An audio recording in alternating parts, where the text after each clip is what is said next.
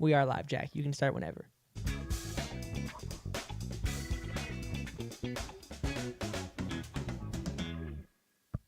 What is up, team? And welcome back to another episode of the Technical Foul Podcast.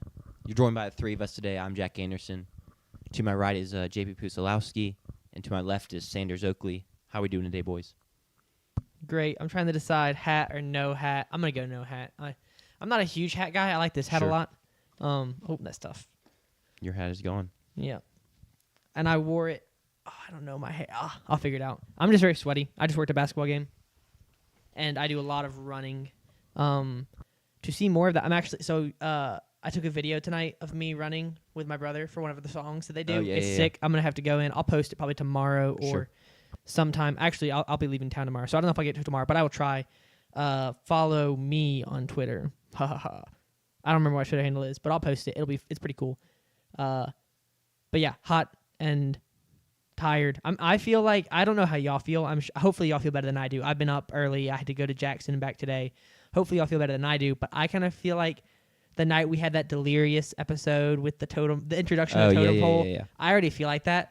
So JD, stop. No, Schubert, man. It's not that funny. It's not that funny. There's no I'll pull this one. I actually have the Rams favored by 32.5. Yeah. That was such a good one. Oh man, I don't know if I clipped it. I don't know if I ever posted that because there was so much going on. Anyway, that's how I already kind of feel. I'm very tired. I had to make the drive to Jackson and back, and last night instead of hanging out with Jack and Win, I was like, you know what? I'm gonna go to bed early, be a responsible adult because I get up early. Brush my teeth. Got in bed at 10:30. Lights out. Put on Big Bang Theory in the background. Did not fall asleep till 12:30. So Hurts. Yeah, I got some sleep schedule adjustments to make. And that was a good wake up call is what it was. Sure. The sleeping adjustments will hopefully happen after this weekend. I'll be going out of town on a trip with some old roommates, and I imagine the sleeping schedule will not be consistent this weekend. Naturally. But going forward, Yeah. Improvements to be made, self-help to be activated. But other than that, great. The women lost a tough game tonight to number 5 Vanderbilt. I was riding up from Jackson with my brother Harris, who's a big women's basketball fan. We both are. And we were talking about Michaela Blakes because she's fantastic. And I jokingly was like, oh, don't worry. Trust. We've got her on lockdown. She's going to drop 6 points. I think I said 6 points, 8 turnovers, and 1 assist. She went off for over 30. Hey, it happens. Good game from her. It was a fantastic game from her. But it was also a great game from our girls. We ended up losing by 10, but, we were in that thing until the very end. It may have been less than 10 because we actually, we almost had a Texas A&M NCAA tournament comeback with, a minute and a half left down 10, or maybe even 12. We ended up cutting it to, 5 or 7, and then we're going to cut it to more, but the refs screwed us. Neither here nor there. The refs do that to everybody. It's okay. It's fair. It's fair. Happened to A&M the other night. But a great game from them and another big matchup against Kentucky on Sunday. I really think that we've, Has Harris started talking trash yet? He's not started talking trash. Has he hit any night-nights? No, he's not starting hitting his night sellies yet because the game hasn't even started. Sure. I'm sure that, and he won't even be able to watch it. He's going to be on a church trip with no phone. Yeah. So he won't be when he leaves. He won't be in town. He'll probably Saturday. leave Friday or Saturday. Cool. Yeah. He'll miss Angle Ball with me and Grant then. Dude, are you going down for that? Yeah. That's. I'm so sad. I'm missing that. So sad. Anyway. Yeah, Kentucky. I do believe we're gonna win that game genuinely, just because Purcell's been good for almost a top 10 win a season. He's got 2 in 3 years, so it's whatever. I think that's pretty remarkable, and I love that a lot from him. And so I feel really good about our chances against Kentucky. We hung with Vanderbilt to the bitter end. Why not beat Kentucky? I think that he can do it. So it's at home as well. Yeah, it's at home. Nice. Sunday afternoon. I'm hoping that the fans will be there. I will not be there, unfortunately, but I will be watching on TV. It'll probably be the only game I miss all season, the home game. It's a tough weekend for you to miss, too, because you miss Ole Miss in town. I do miss Ole Miss in town, and I miss the Kentucky game. Yeah, it's a tough choice, but it's also a holiday weekend. Dude, well, I wouldn't even get to go to Angle Ball anyway because I'd have to work the basketball game. Unless it's a night game. True. It's all right. It's all right. We move on. JP, how are you doing I feel like it's been a while, but it definitely hasn't. We were here 2 days ago. Yeah, I was going to say it's been 48 I'm just hours. but it feels like a while. Like I'm saving up all of the. It's been a while because of Christmas break. Gotcha. So one time is not enough to feel like it hasn't been a while. I'm doing great. Fire. I'm doing great. Working out feels good. Let's go. And so I've done that 2 days in a row. Let's go. That feels good. Hey, hope next week. I'm starting next week. This week I had lots of trips to Jackson and back, but hold me accountable. Next week I start. No promises on holding you accountable. All right. I'll hold you accountable as I don't go, but I'll just ask you randomly. Is this a New Year's resolution or is it just like a? No, my New Year's resolution was to lose weight, but I'm not working out to lose weight. I'm working out because I have 2 weeks to be ready to play basketball for intramurals. So I don't feel like I've ever been in perfect shape for intramurals once. So This is our contention window. Yeah, this is. It is. This is it.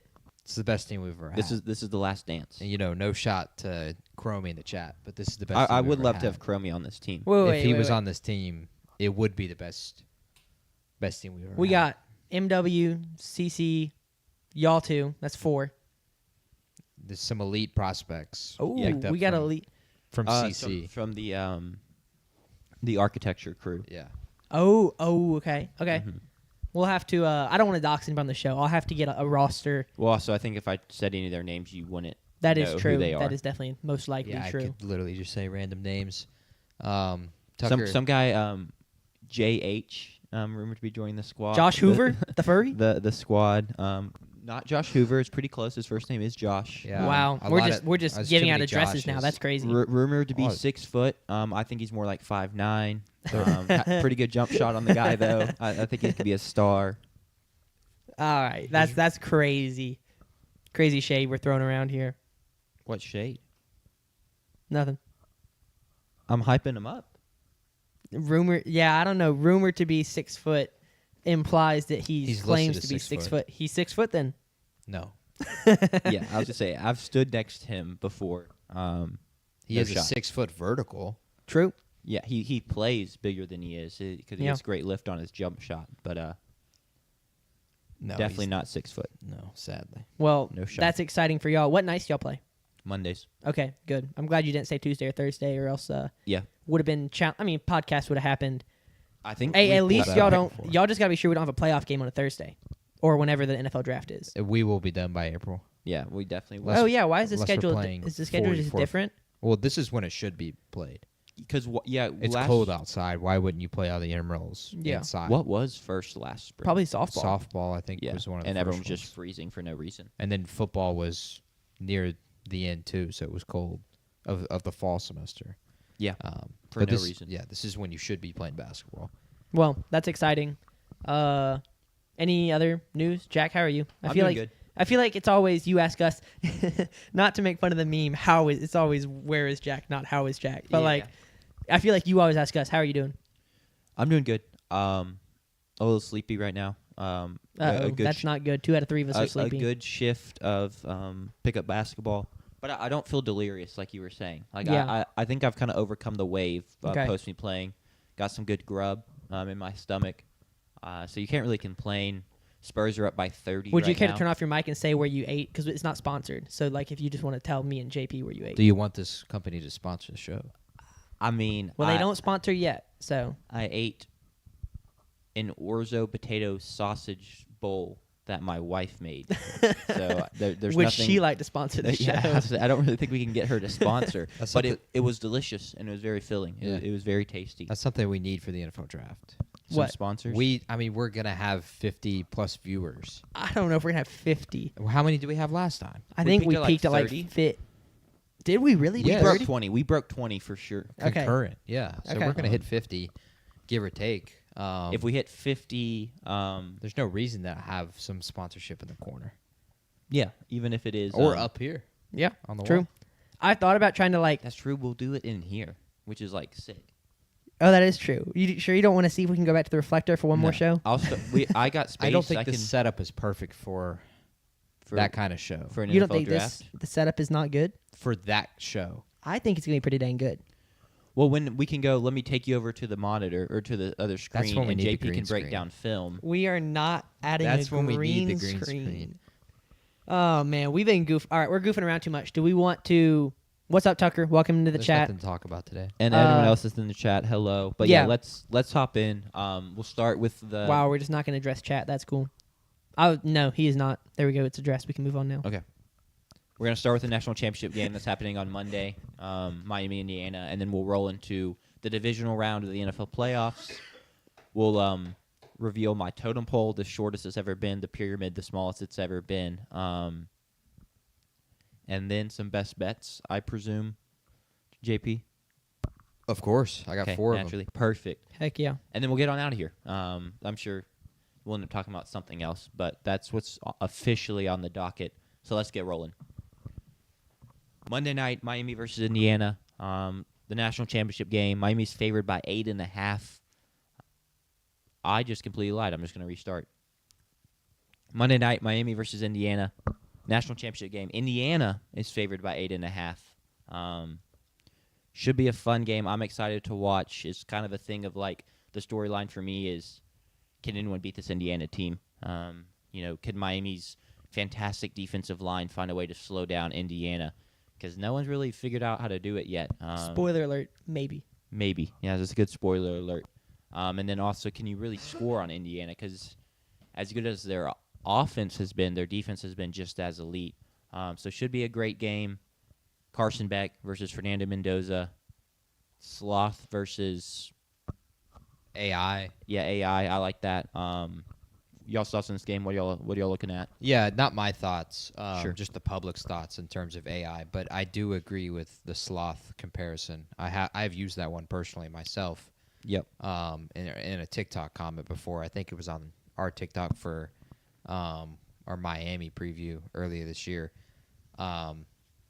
It's like, I don't want to say it's anticlimactic, but I am excited to watch two teams that aren't normally in the national championship play for a national championship. Of course, we toot our horn ourselves as SEC fans, and the SEC does as well. But it's going to be really nice watching these two teams play against each other. Miami's playing in their home stadium. That's the first time in national championship history. Now, the national championship game wasn't a thing until 1996. Typically, you'd play a bowl game, and then they would just, whoever was awarded the number one team was awarded the national championship.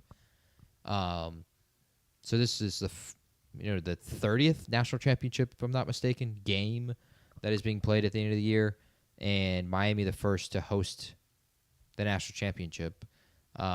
If you're thinking of like other teams that could potentially do this, USF with them playing in Tampa is a possible reality. Arizona? No. Because they play in the Cardinal Stadium, right? No, Arizona plays in their own stadium. They do host a bowl game in Arizona, Snoop Dogg's Arizona Bowl. Maybe that's what I was thinking about. Also, it was a Barstool Arizona Bowl as well at some point. But that's not here nor there. Georgia State is a team that plays in Turner Field. I don't think that's going to host a national championship. No, I don't think so either. soon. I've not thought about Turner Field in a minute, though. Yeah.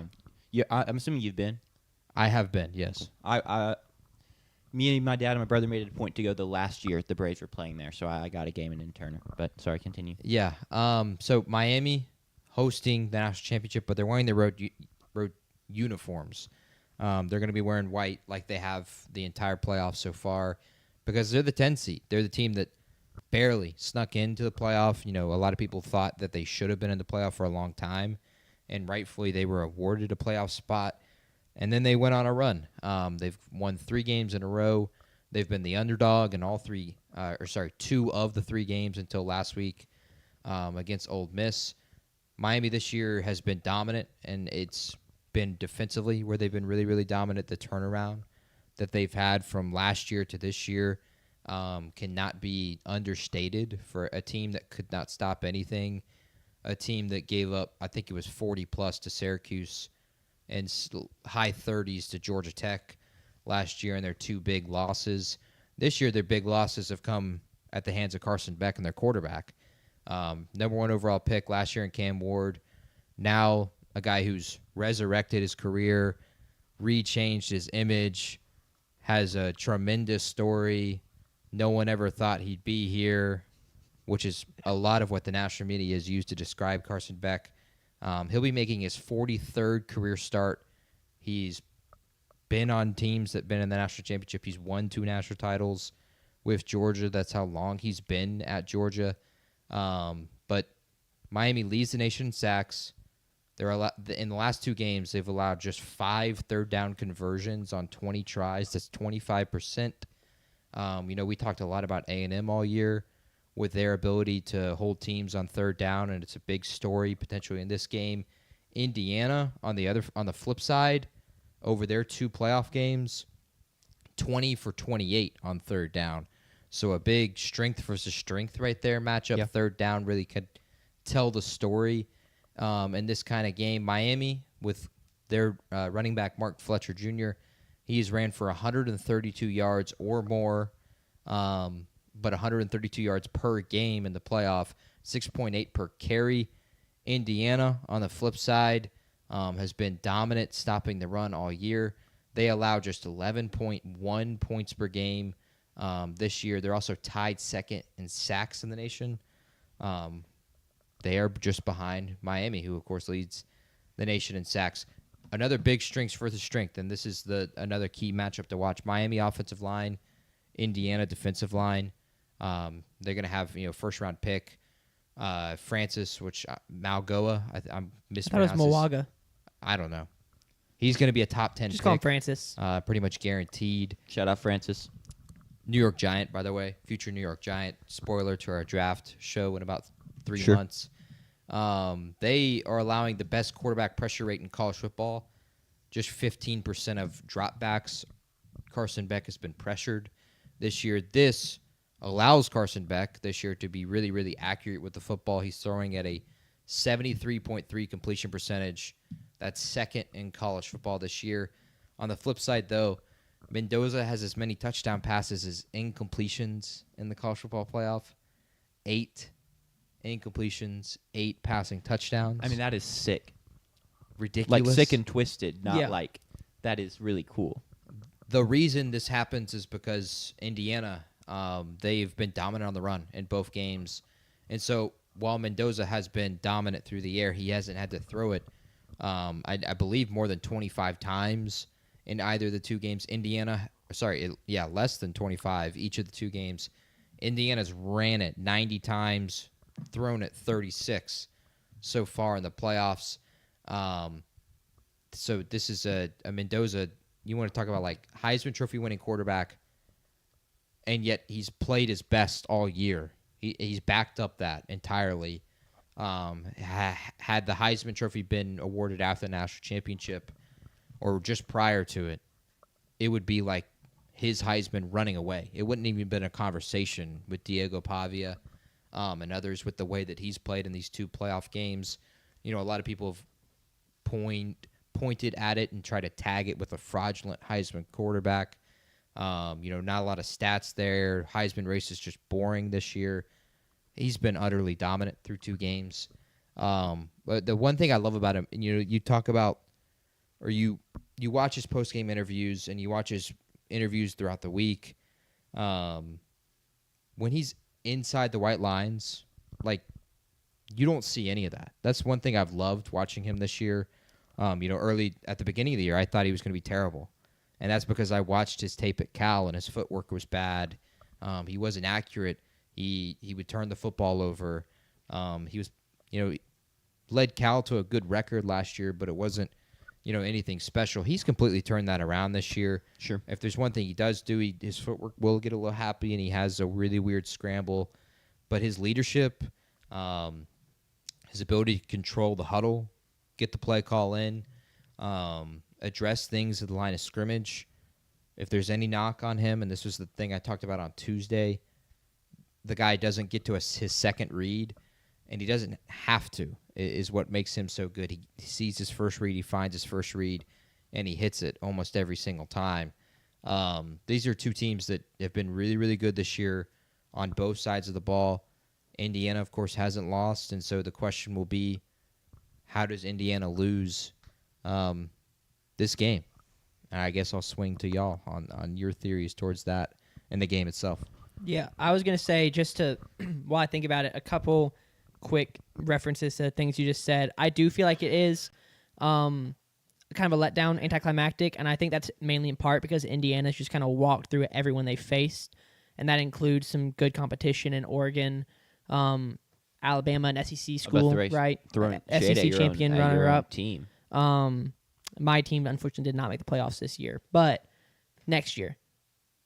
Anyway, they just kind of waltzed through every opponent they faced, and so it kind of feels like that's the expectation for this game.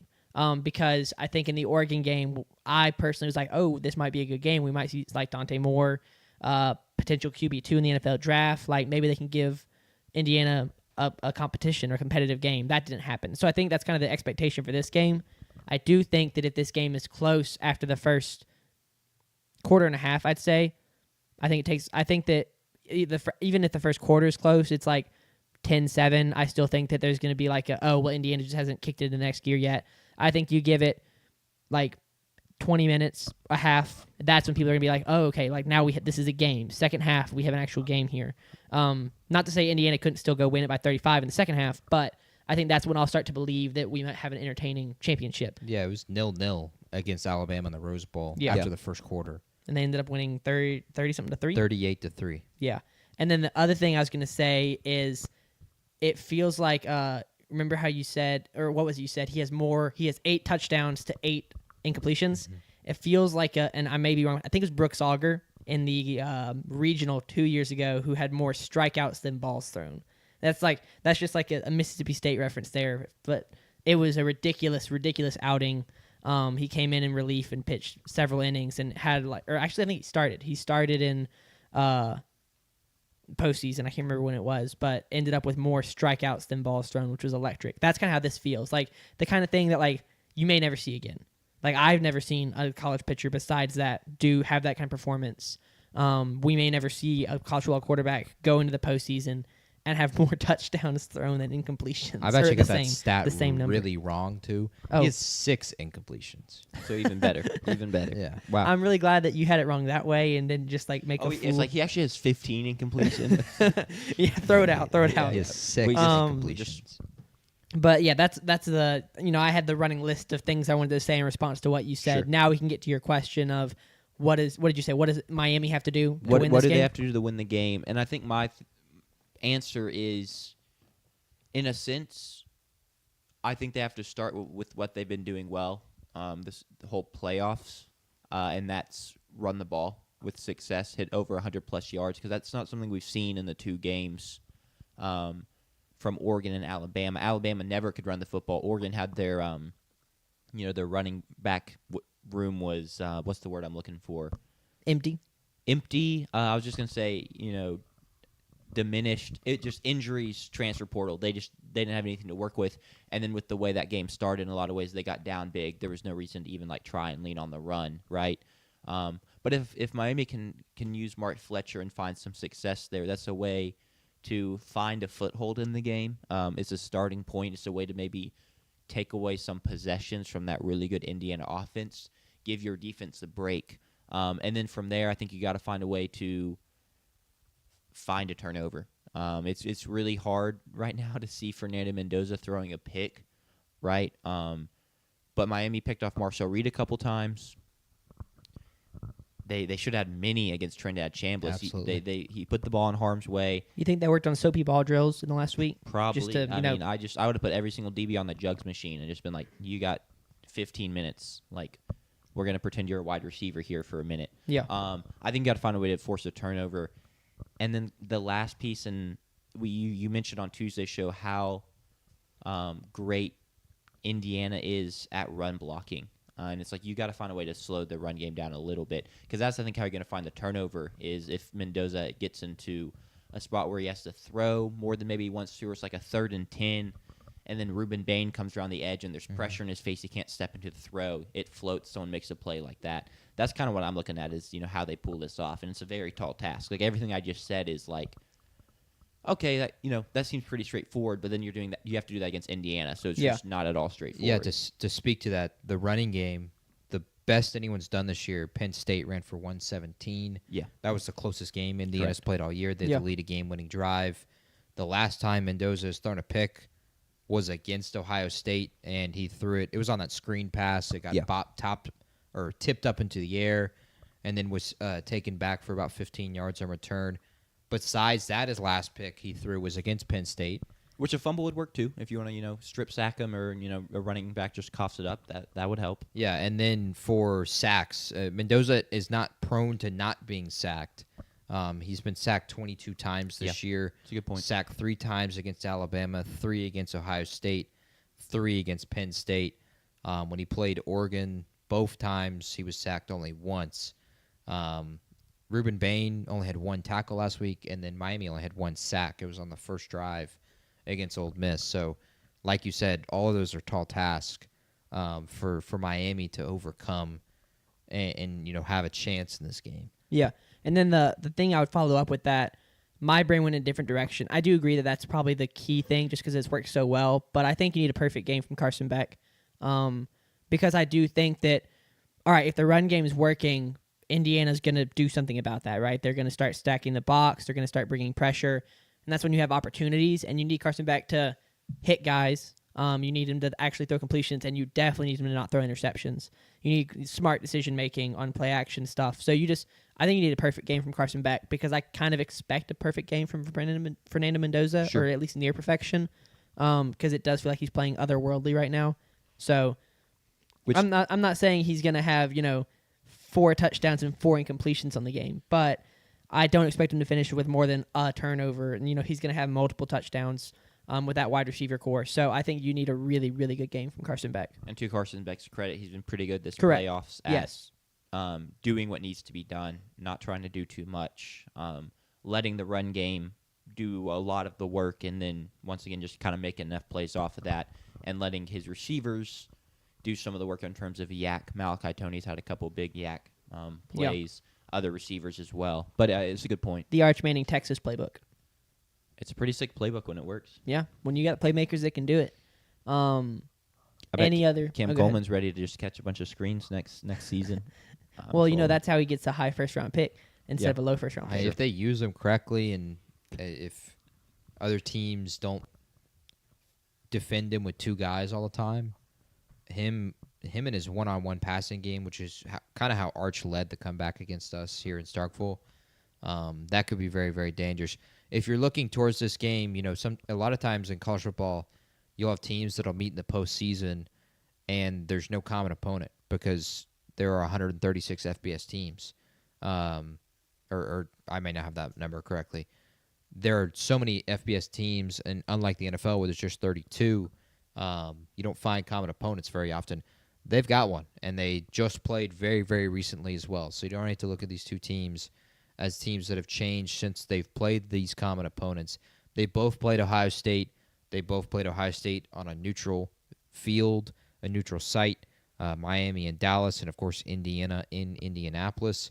Ohio State lost to both of these teams, lost to the Hurricanes 24-14, and then Miami won, if I'm not mistaken, it was 13-10. Both of those games, if you look for reasons why Miami and Indiana won those games, it was they ran the football really well. Mark Fletcher had 130 or so rushing yards against Ohio State. Indiana ran the football well. The big thing for Indiana that they did well in that game is something we haven't mentioned, and it's something they've been really, really good at in the postseason, is their receivers had a really good day on critical plays against Ohio State. And, of course, have been really dominant throughout the playoffs. Charlie Becker had a huge completion down the field. Elijah Surratt had a back shoulder fade touchdown against Ohio State. They've got 3 guys they can go to. Omar Cooper, Charlie Becker, who's had a touchdown in his last 3 games that they've played, and then Elijah Surratt. For Miami, it's been, for the most part, Malachi Tony. He's 99 receptions this year. That leads all freshmen, and of course set a record at Miami. They're going to need Malachi Tony to somehow live up Yeah. to those three guys. And it's probably the record for wide receivers who are 17 when they came in as well, if I had to guess. It's definitely more than Ryan Williams. All right. Is cool. Malachi Toney on the cover next year? Who's on the cover next year? Well, let's finish this game. I don't want to have to clip. Let's save that for. It's a great question. I want to come back and answer that. Let's go to picking this game, and we will start with our pick'em leader and our pick'em winner this year in college football. Had a 2-0 week last week, and Sanders at 53-51 now will finish the season above 500, which is not profitable if you were to bet on all his picks, but it's pretty darn close, and it's a lot better than a lot of people will do. So congrats to Sanders. Sanders, our pick'em leader this year. Who do you got? Who do you have between the Hoosiers and the Hurricanes on Monday night? Yeah, I'm going to be going with Indiana. I don't know. I don't expect Miami to cover, and I don't expect a perfect game from Carson Beck. I do expect a perfect game from basically everyone on the Indiana roster, on the Indiana coaching staff. Maybe that's unfair. Maybe the expectations are too high, but it kind of feels like that's what they delivered on all season. So, yeah, I'll be like, I would legitimately bet on Indiana winning this game by, not bet on, but like I wouldn't be surprised if they end up winning this game by 3 or 4 touchdowns. Just because it feels like every time they've run into a team, we're like, oh, this is going to be the team that makes this a close game. They don't. The one game that was close was the team that was like felt like they were dead in the water in Penn State, and Indiana ends up coming back. But I'll be going Indiana to cover here. Cool. Indiana, 3 of their 4 closest games this year were on the road. Iowa, 20-15 win. Oregon, 30-20 win. And then Penn State was a 27-24 win. And, of course, Ohio State was a close game as well. Neutral site, also kind of away from home. That's such an interesting factor in this game. Miami's playing in their home stadium, but I think pretty much everyone and all of us as well think it's going to be at least 50-50, if not more, leaning towards Indiana in this game. And that's even with the expensive tickets, which are you have to spend multiple bands on to go to this football game. Yep. Service fees are 5 Benjamins, 6 Benjamins. Is crazy. If you're buying this ticket from another site like Ticketmaster or somewhere else. So Indiana technically is going on the road in this game. Do you know what the service fees are for group mediums? Are there service fees for group mediums? That was a joke. For those that I don't want to you probably lose everything you. Yeah, you probably lose your shirt and everything. Everything you give them. Service fee for group mediums is just the feeling of like idiocy of like, oh wow, I'm just a bozo. Yeah. Thankfully, I've never been gotten by one of those group me scams, and I do my best to protect the people. But it's an awful scam. I got close once, but I way caught the person eventually because I was like, okay, I want 3 tickets, and then the person was like, yeah, I got you. And then I said jokingly, oh, do you have 8 tickets? And she was like, yes. Yeah, okay, if you don't have 8 tickets. Do you have 100 tickets? Yeah, we got you. I don't believe you. Anyway, back to my pick. Indiana, 3 of their 4 closest games this year were on the road, and they're technically on the road in this one. So I'm going to take Miami to cover, and I'm going to ride the fence, take Indiana to win. I think this is the biggest stage that pretty much everyone on that field, besides really the 2 head coaches and maybe a few staff members that we don't know that have played in national championships. Of course, Carson Beck has been on teams and has won national championships as a backup quarterback, but he's never played in one. And it's also, Mendoza, his first time he's played in one. And if there's anything about his character, he is very, maybe cerebral is the word for it. He knows, and he will tell you what kind of impact pressure was on this kind of game. And he will make that very apparent, especially in wins, of course, but even leading up to the game. So I think even that gets to him in this game because as good as he's played throughout the playoffs and this year, he's going to tell himself that he's supposed to feel pressure. Like that, I think that's just how he's gonna be. And I think Ruben Bain and Akeem Mesidor make enough plays. And I think this game is a 4-quarter close game, but I'll take Indiana to win. I hope it's a close game. I'm gonna take Indiana to cover here, though. Based on what I've seen here, it feels like the smart pick, or from what I've seen from both of these teams. And it's not even a knock on Miami there. I think Indiana's just playing unbelievable football. It's hard to match that for 4 quarters. So I'll take Indiana to cover, and that'll conclude. That's our last pick of the season for the college football season. I mean, we could pick spring games. Yeah, maroon or white. Who we got? Who covers? Do they put? There's no way they put spreads on that. No There's shot. no way they put spreads on that. That would be ridiculous. All right, who's gonna be the next cover? Okay. Are we doing that now? So my thought, because I thought about it a little bit, I think if Miami wins, it is Malachi Toney.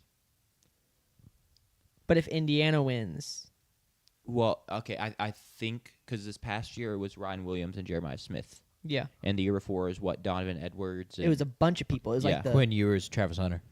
I think Arch could be on the cover. that's crazy. They're Kamari gonna Taylor's not gonna be on the they're cover. gonna get so much hype rolling into this next season. The game this or is- Arch in Texas? Arch in Texas. This is, I mean, everyone's already labeling it as like this is their all in season. This is Sark's all in season. So I wouldn't be surprised to see Arch. I'm trying to think who else it really could be. And maybe it's like a couple quarterbacks, like a couple players, but like, Does Cam Coleman make an appearance? No. I don't think so. You're like, it's not like the other big, great teams, the other good quarterbacks. Like they're not. Julian Sands not going to be on the cover. No. Bryce Underwood didn't show enough to be on the cover. Sam Levitt with LSU. Sam Levitt's been most of the year hurt, so I doubt it's him. DJ Lagway wasn't good. What did they put head coach Lane Kiffin on the cover? That would be sick. That'd be really funny. It'd be funny. I don't know if sick is the word I would use. It would be really, really funny. I'd prefer that to Arch Manning being on the cover. I agree with that. There hasn't been a head coach on the cover in any video game. Sure. John Madden has I been was on about to say the cover. Madden was the original cover, but he wasn't even a coach at the time, right? He was Correct. a commentator. He was yeah. Color commentator. I think Malachi Toney's a pretty safe bet there. Put Bill Belichick on there. And Jordan Hudson. Yeah, that would be kind of Imagine Bill Belichick and Lane Kiffin, like the opposite ends of the spectrum Sure. as far as college football coaches go. That'd be kind of funny. I mean, if Diego Pavia gets his 9th year, maybe he's on it. Please Maybe. no. Please no. I'm trying to think hype. I mean, the guy that went to Vanderbilt, Jared Curtis. He's the highest rated I'm just thinking like Yeah, I don't high think ranked they're gonna freshman. put a true freshman on Yeah. the cover. Dante Moore was really good, but I just don't really see him being on, and I know he's coming back. I just don't really see him being on the cover though. Alberto Mendoza. We'll see. We'll see. If he wins that battle, I also I mentioned that they definitely would not put someone on those in a battle for a position because then you stand the chance of him not even being the starter and then he's on your cover. Sure. We have breaking sports news that some will care about, some won't. Kyle Tucker has signed. With any guesses where Kyle Tucker signed? Is he a Dodger? He is a Dodger. 4 years, $240 million I thought that baseball was not going to happen this season or something. next season. Next The season. The CBA ends after this season. And this probably strengthens the case that baseball is going to have a lockout because they are just absolutely stacked. There's opt-outs after the second and third year. But just wild that he's going there. Their lineup is insane. I mean, why wouldn't he? I mean, that's probably the most money he would have Go got. get paid and you go have win a World opt-outs. Series. Live in L.A.? Shohei, Mookie Betts, Freddie Freeman, Kyle Tucker, Will Smith is the top 5 of their lineup. They got Teoscar Hernandez batting 7th, and then their rotation is stacked. So, whoop-de-doo. Cool. Yep. Enjoy that as a Padres fan, Sanders. Is Scooball next? Probably. Depends on how his arbitration goes. The Tigers already messed that up, so The fact lowballing that him. difference is crazy. And also, like, the way it works, the arbitration court can't split the difference. He'll either get $19 million or $32 million. And he's going to get $32 million. Yeah. So From who? basically arbitration, like it's like kind of your it's a couple years before you reach free agency, and you basically settle with your team. You like basically decide how much you're worth. You and your agent as a player put in a claim like, hey, I think based on what previous players with my statistical profile and performance have gotten this much, I think I'm worth this much. And the team files and goes, basically similar logic, like based on other players and whatnot and what they got, we think this is how much he's worth. If they agree, perfect. If they disagree and they can't come to a settlement, they go to court on it, and arbitration court.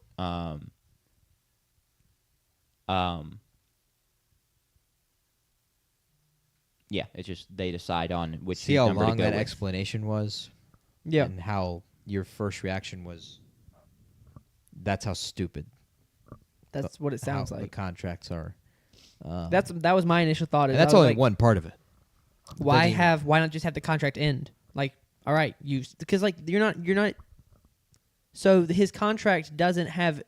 I don't know. That just sounds ridiculous to me. Arbitration sounds like a stupid concept. I mean, it's just a way for the team to still have like control over the player, sign, but the player gets to start making more money than just like being on his rookie deal or whatever. It's I similar, guess like the MLB. I will say this in the defense of that: MLB has longer term contracts than the NFL, right? Yeah, because there's no limit on anything. Yeah. Is there a limit in the NFL? NFL, it's 7 years. But Mahomes signed a 10-year contract. 10-year. It was technically. Is there like opt-ins or whatever? Yes. Gotcha. Well, anyway, that's I guess And the he difference. can also hold his leverage of contract extensions at any point. So I guess that's the difference. Is like in the MLB because contracts are longer, more traditionally. I feel like standard NFL contract is like 3 to 5 years is like the big ones, and so in the MLB, you want to have that so that because the guy's value can change, and so you want to have the ability to like keep him on your team, but also renegotiate. That's only for like people on their rookie deals still. Oh my god! All right, So never mind. That only applies before you reach free agency for the first time. Let's talk about a sport It's that like makes sense. restricted free agency in the NBA. It's a similar thing for that. That is not a sport that makes sense. Let's talk about a sport that makes sense. I do. I like have restricted faith free Harris. agency. I have faith Harris. Okay. Buffalo at Denver. Oh boy. Keep it together, Jack. Josh Allen and the Bills, fresh off their wild card win in Jacksonville, traveled to Mile High to face off against Bo Nix and the Broncos, the 1 seed. And despite Denver being the 1 seed and playing at home, largely I would say due to Josh Allen, Denver's only a 1.5 point favorite. Tough test. We're going to see Bo Nix in the playoffs again. Great defense. But you got to stop Josh Allen. And I say that's a tough test for Denver, but it's also a really tough test for Josh Allen considering the Broncos' defense is very good. You're on the road, and you have like 3 healthy wide receivers. It's not a great crop. You still have Khalil Shakir healthy, but like Keon Coleman is going to have to actually like play a ton of snaps and be a big factor. Stuff like that. You're really going to have to hope you get James Cook going. Tall task, but if anyone can do it, it's Josh Allen. Y'all's thoughts on this game? Where are y'all at? Well, I got a lot, Sanders. If you want to go first, by all means. No, you started off, and then I'll use that to make my pick. Yeah, you spoke to it. Allen playing another elite defense this week with Denver. Josh Allen this year has played, in my opinion, 3 elite defenses. 2 of those games were on the road. 1 of them was at home. He played the Texans defense on a Thursday Night Football. He was 24 for 34 for 253 yards through the air. He had 2 picks, and he was sacked 8 times. He played the Cleveland Browns defense 2 weeks prior to the end of the year.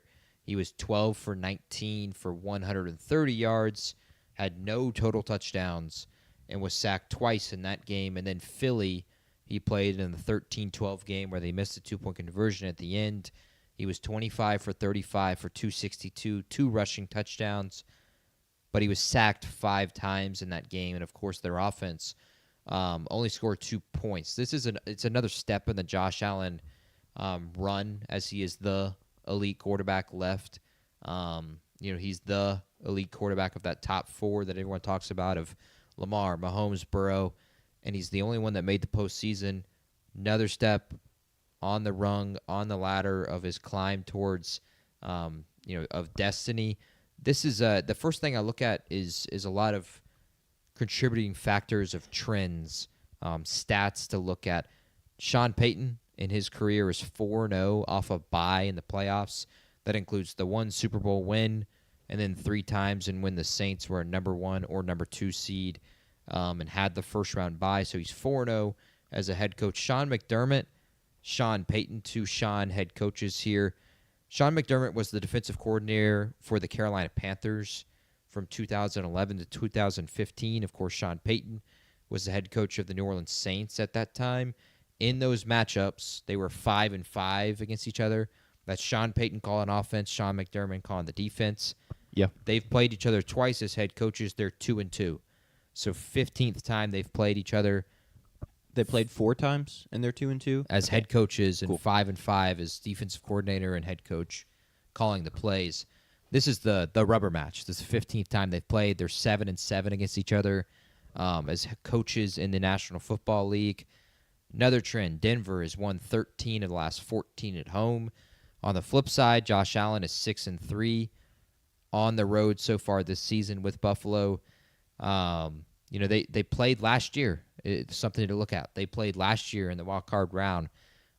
There's not a lot of change in personnel from them, which I think is something to use as maybe it's something to pick Buffalo.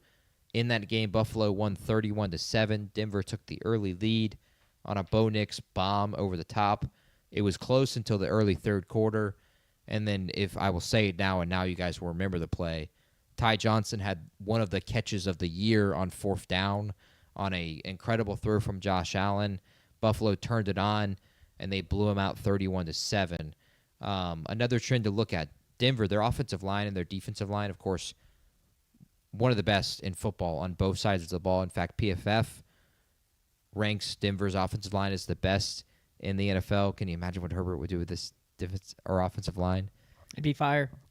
Be the 1 seed and lose his first playoff game probably.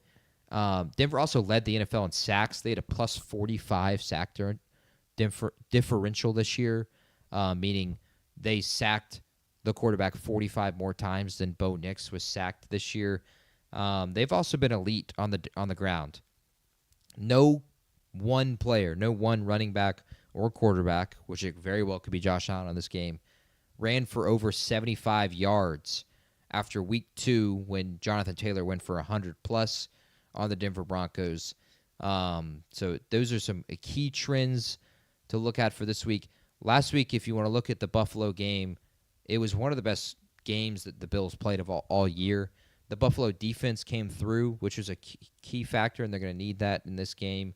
They forced 2 turnovers on Trevor Lawrence, 3 if you include the turnover on downs inside the 15, including the game-winning pick, of course. Trevor Lawrence became just the 3rd quarterback ever to lose a playoff game after scoring 2 go-ahead touchdowns in the 4th quarter. He joins Josh Allen in 2021 in the 13-second game against Mahomes, and then Drew Brees in 2011 against the 49ers. Funny note about that, with Josh Allen, he had 2 go-ahead touchdowns in the 4th quarter against Jacksonville, 1 through the air, 1 on the ground. The last time a quarterback in the playoffs had 1 through the air, 1 on the ground, go-ahead touchdowns in the 4th quarter, Alex Smith in 2011 against the New Orleans Saints. So those are connected right there. Allen was ridiculous last week. He was 28 for 35 for 3 total touchdowns. I asked these 2 guys on Tuesday's show, did we even feel like Allen played his best? The answer was no across the board. He was banged up all game. He was checked for a concussion. He hit his finger on a helmet. He had a hyperextended knee. Even with that, you think in the 4th quarter, this guy's not going to be good. He was 9 for 11 for 103 and 2 touchdowns, 2 of those, of course, being go-ahead touchdowns. So it feels easy to say for Buffalo in this game that you're going to need to replicate that performance. That being said, it's a way tougher test against a top defense. I will say, though, Denver slipped up a few times recently. The Packers scored 26 in a win. The Jags dropped 34 in their own building against the Denver Broncos. And then the Commanders were a 2-point conversion from 28. That's with Marcus Mariota playing quarterback. So Denver is not unsusceptible to giving up points, which leads to the key stat another stat towards maybe leaning towards Buffalo, and that is Bo Nix in his career versus playoff teams in 2 years, when his defense allows more than 17 points, is 1-6. He's 1-6 in his career. So if Buffalo gets to 18 points, will that be 1-7 or 2-6 is the question. In those games, he has a 62% completion percentage. He is 270 yards per game, 11 touchdowns, 4 turnovers, and a 93.5 passer rating. So he's played fine in those games, but he's not been a quarterback that's won shootouts. And so that's something that really can't tailor towards a Denver Broncos win is a shootout and in really any capacity. If the game looks like the fourth quarter of that Jacksonville game with Buffalo last week, I don't think you have to like, Denver's chances. Bo has been good this year in the fourth quarter. They've led comebacks, but this was something I had mentioned a couple times this week to people asking me about this game. Yeah, he led the comebacks, but he led it against the Raiders and the Giants and other teams of that. The Eagles? Eagles was one of them. Eagles are terrible. I just wanted to list the other, the playoff team that he did lead a comeback against. He's not necessarily doing that like Caleb has done multiple times this year, he has led a comeback drive against the Raiders, but he also led a comeback drive last week against the Green Bay Packers. He did that twice this year playing Green Bay. So don't look for this game. If this game is a shootout, if Buffalo gets to 18 points, it may not look good for Denver, which is why they really need to get after the quarterback and have a really good day there. But for me personally, I think I'm looking more so towards the other side of the ball, and that's Buffalo against Denver. Buffalo's defense against Denver's offense, I should say. And one guy I really, really hope gets to play, Ed Oliver. He's only played in 3 games this year. He finally returned to practice this week. He might play. Hope he plays. Much of the nation is going to be cheering for Buffalo in this game, which is not like the only game this week that's going to feel that way. I'm rooting for Buffalo so hard. I may just paint my face. It's this big of a deal to me. I need this Buffalo win. I need this Josh Allen win. We all do. And if for that win, I think Ed Oliver has to play. In the 3 games he played this year, he had 12 tackles, 7 TFLs, and 3 sacks. So he was utterly dominant in those 3 games. You don't expect that for one game, but it is only one game, and so he very well could repeat that kind of performance. In a key matchup on the other side, the guy, if he plays, he'll be going up against Denver has a second-year, 7th-round pick starting at center this week. It's his 3rd start of the season and the 7th of his career, Alex Forsythe. So if Ed Oliver plays, look at that matchup. Those are pretty much everything I have towards insights in this game. Another one to mention, though, that I just remembered, Jordan Poyer hurt his hamstring last week, and so Buffalo's going to rely on 2 young safeties. The legend from Stars Mills in Peachtree City, Georgia, Cole Bishop, and then Jordan Hancock, the rookie safety. So if there's one thing to look at, maybe look at Denver throwing it over the top to Marvin Mims, throwing it over the top to Cortland Sutton, because those are 2 very, very young safeties. That being said, Bo Nix this year was 3rd in the NFL in picks on throws more than 10 yards down the field. He threw 10. The leader on that was, of course, this guy, the GOAT, Geno Smith. I think he threw 13 on throws 10 yards or more down the field. All of them were arm punts. None of them were bad throws, of course. They were not turnover-worthy plays. No, PFF would not grade those poorly. Not at all. But those are all the things I'm looking at, trends to look at. Keep all of that in mind, because Tony Romo is not going to tell you any of this shit during the game, because he does not care about his job anymore. Clearly, he was terrible last week, and it's a shame because he was one of the greats in the game with his ability to just tell you the play that was about to happen. Instead, he's I don't know, Jim. If Jacksonville wins this game, they're going to be playing next week. I don't know, Jim. So keep all that in mind. How do you guys feel about this game? Of course, I agree with Jack in terms of I'm stupid nervous about this game. Yeah. But I think you're going to feel that way for or at least this game in the AFC Championship, because it'll be. Yes. I think the Bills will be on the road for both games. Yeah. And so I think you're going to have. you may not like this is a tough matchup because the Browns are the 1 seed, like they're clearly good. But I think you're gonna have that looming sense of like the Bills on the road, playing on the road in the NFL and in the playoffs especially is just hard. So I think that we're gonna have that feeling. Even if the Bills win, they'll go on and face who are either play the Patriots two teams or the that Texans. they've lost to this year. Yeah. And the Texans and Yeah, Patriots. so I think that's a valid concern, or a possibility that we have that concern and that fear, even if they do win this game. But this game specifically, one thing I'll be looking for, and this is a check the mic observation I was listening in this morning, kind of getting ready, and they talked about the Broncos' defensive line against Josh Allen and how the defensive line is good and they've put up great stats, but like they haven't done it against Josh Allen, and they're a little bit undersized. I should look. So, like, for comparison, Max Crosby, 6'5", 255. Myles Garrett, 6'4", 272. Big guys. Nick Bonito is only 6'3", 240. By normal people standards, he's massive. But by NFL standards, he's kind of like, and Josh Allen's 6'5", 237. So Josh Allen has 2 inches on him, and they weigh the same amount. So, like, that'll be something to watch is Josh Allen, who traditionally is the superhero games, right? Sheds tackles, extends plays, open field, makes guys miss, that kind of stuff. That's something I'll be watching for if the pocket's collapsing and Nick Bonito gets a hand around the waist. Does Josh Allen just shake it off and move on? Because that's kind of what we've come to expect from Josh Allen, but is it even more pronounced as we see this pass rush go up against him? But yeah, nervous for sure. Yeah, I'm looking at, well, one, I can't wait to watch Bo Nix and see what Bo Nix does. I'm optimistic that he will be bad type of way. But if he's good, how are you going to feel? If they win the Super Bowl.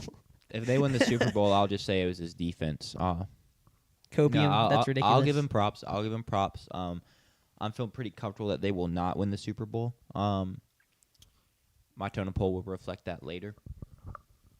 But I also just can't wait to watch what Josh Allen does with this group of receivers. Just kind of throw into whoever. I literally just pulled up on ESPN.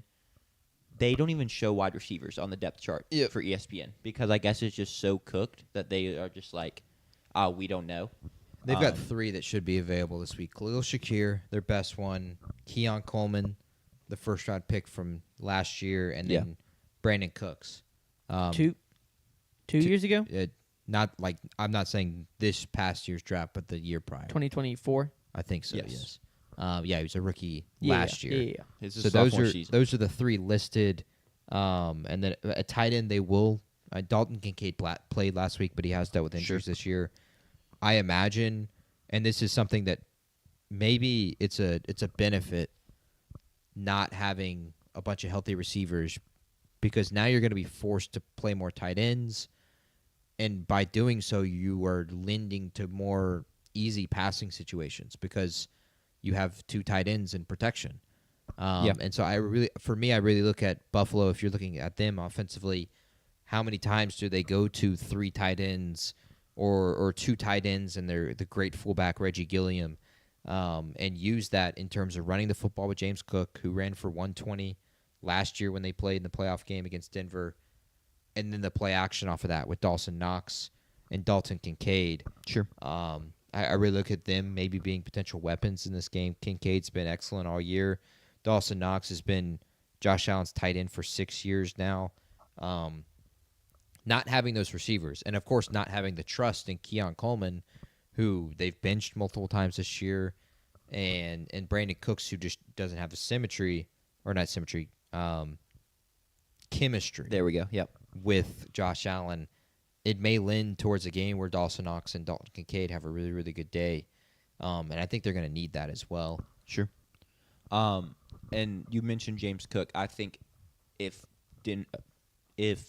Buffalo wants to win, he's got to be better than he was last weekend. Mm-hmm. He, 46 rushing yards. He had 10 rushing, or not, he had 15 rushing.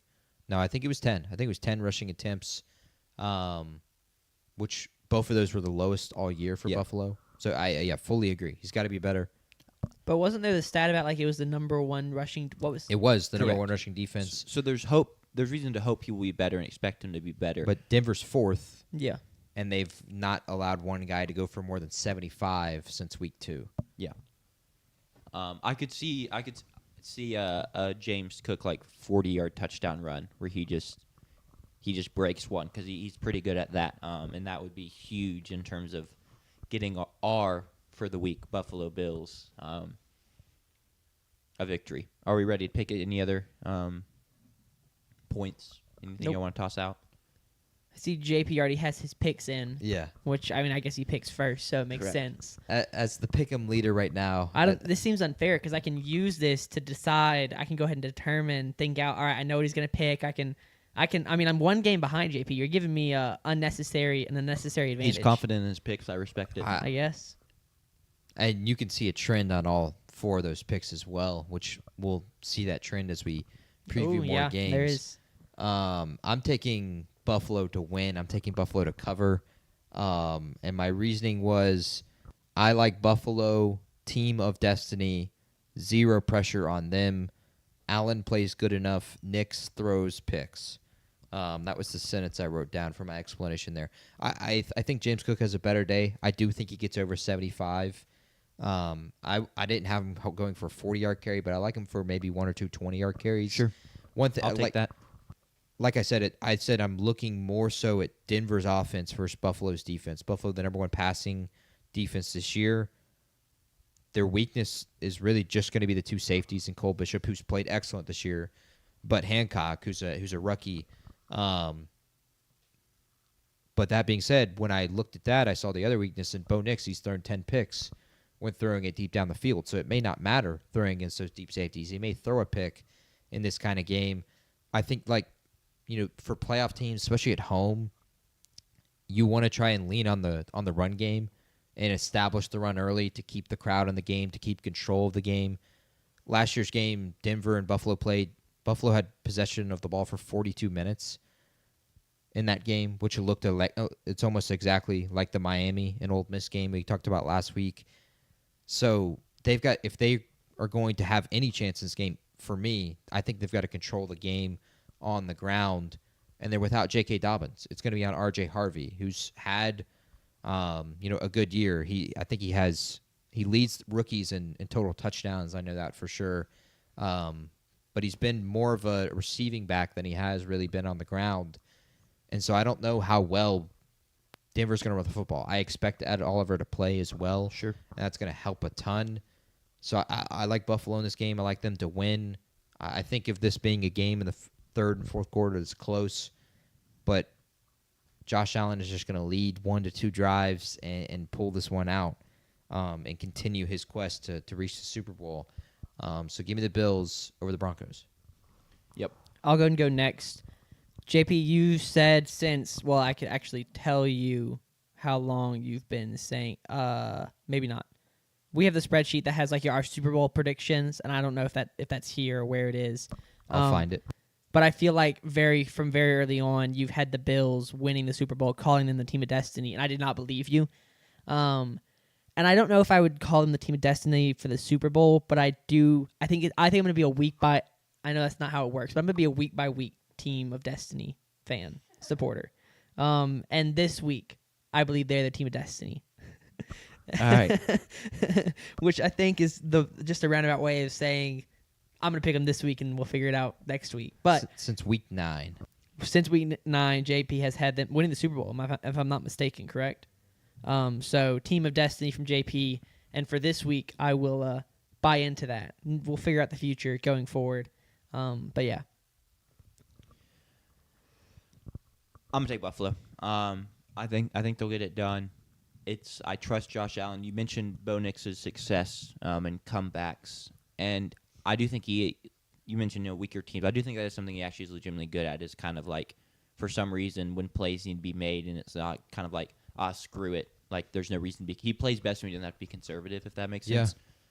But I trust Josh Allen even more in those situations. So even if we get into a scenario where it kind of looks like maybe Bo Nix is going to do it again, it's Josh Allen on the other side. I'm going to take the Bills to get it done. Trust Josh Allen, and trust the Bills defense to hold the Broncos to 17-ish points. Yeah, if there's one thing Bo has been really good at this year, it has been on third down as one. He leads the league in third down conversions that resulted, of course, in a first down or a touchdown. 95. Second closest is who? Maybe Josh Allen. Herbert. Oh, shout out Herbert. With 90. So if there's one area Bo Nix has been really good this year, it has been that. This is like, I think of the games, of course, it's the closest spread this week. It is the closest in terms of a toss-up. Pyramid thinks the wrong team is favored in this game. Spoiler alert. We think Buffalo should be favored, but it's just by 1.5. So this is it's going to be the closest game of the weekend. It's the first game of the weekend, too. So we go ahead and get it out of the way and hopefully be able to, watch the rest of the weekend happy with Josh Allen winning, as we all picked the Buffalo Bills. And JK, of course, would love Buffalo to win. True. Oh, yeah. So let's go Bills. And let's boo Bo Nix this week. Yep. Boo Bo Nix. JP, real quick. I want to ask you this, and for the people who watch the live stream and listen to the podcast, it'll be a little bit of a spoiler, but for the individuals, it won't. Explain the betting strategy of just picking the team who alphabetically comes first, because I don't know why that would be statistically beneficial, if that is your strategy, because that's what it looks like. I mean, that wasn't the trend that I was mentioning. It's not 4 for 4 though, right? Yeah, it is.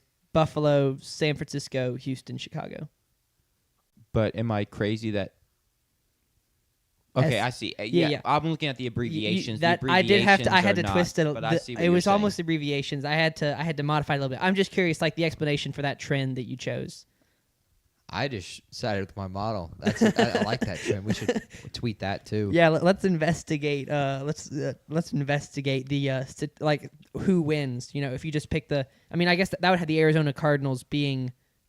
Yeah, we're in tough. The best we're tough, team in and the Atlanta NFL. Falcons are right there. Yeah. Yeah. Okay. We're Maybe not. off of that. But I don't know. Buffalo comes right after that, and Buffalo might be Chicago. That might be enough to say, oh, Cleveland and Cincinnati. No, it's cooked. It's cooked. Personally, I think the back half is the best. Back half of the alphabet's where it's at. Yeah. I mean, you got the Commanders bringing up the rear nice and strong. Seattle Seahawks. Yeah. QRS. We have no R. We Seattle Seahawks, San Francisco 49ers, two big S teams. Tennessee Titans are elite. Yeah, I don't know if there's any statistical benefit to just picking your alphabet. Yeah. People were calling Jeffrey Simmons Jeff Simmons this week. I don't like that. One guy at ESPN, I don't remember his name because, to be honest, I don't know if he deserves his He name. doesn't deserve to be called by his name. He's He just called some him guy at E Jeff ESPN. Simmons, so Well, if he's not going to call Jeffrey by his first anyway, name. we will find out how picking the alphabet goes this week. Yeah. That being said, we can lock back in and get onto this game. It's a divisional matchup here. 49ers will travel to Seattle to face off against the Seahawks. Down yet another piece as George Kittle is out for the count. Who will Christian McCaffrey sacrifice this weekend to keep himself healthy? We'll just have to tune in to find out. Saturday night game, 7 p.m., and Seattle's favored by 7 at home. Y'all's keys to this game, y'all's thoughts on this game. What are y'all looking for? Yeah, this series been dominated by defense this year, and their two matchups. San Francisco won in Week 1, 17-13, and then of course Seattle won at the end of the year, and it was 13-3. So 49ers are averaging 10 points a game across the two games against Seattle's defense, and the Seahawks are averaging just 13 a game against San Francisco's defense. So would you say this potentially we are looking at a race to 20 type of game? No, I'm going to Okay. say it's I'll say the next game we previewed. I still feel like we got scammed out of a race to 20 game with a pick six, and then we had a backdoor cover of a race to 20 game or whatever. A bad beat. A bad beat of a race to 20 game. Thank you. That's a better. Yeah, betting it was term. 7-6 going into the fourth quarter. I felt really good. So- I felt really good about it.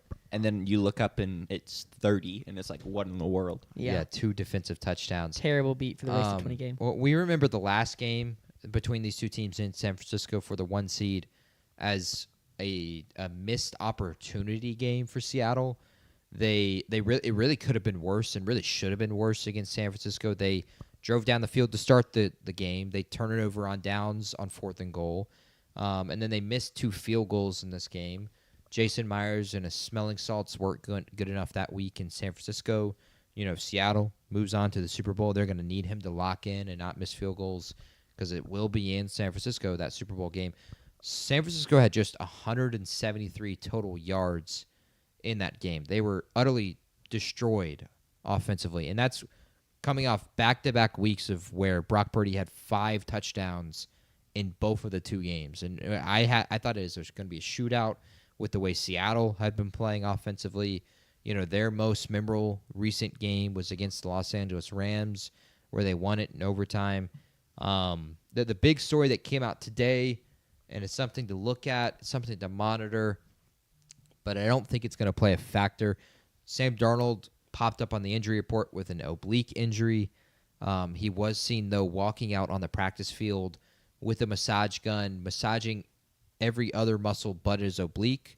So maybe 1, it's too tender to even put a massage gun on it, or 2, it's really not that big of a deal. Bro just didn't know where the oblique was, so I'm just gonna massage the whole side, and then forgot and missed the act. Okay, He was massaging. where is the oblique? It's right here. Okay, yeah. We're back.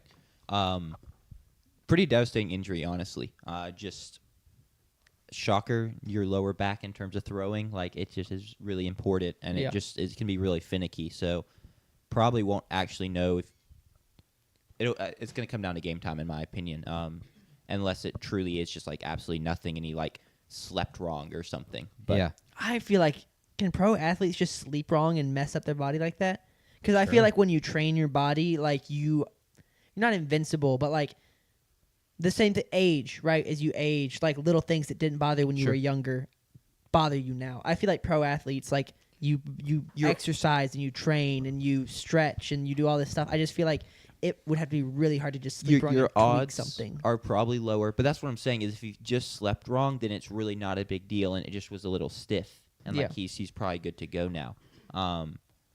But sleeping wrong can really cook you. Oh, I know. For some reason, my left pointer finger started hurting last night when I was in bed. Still hurts. No idea why. I don't think athletes are immune to sleeping bad.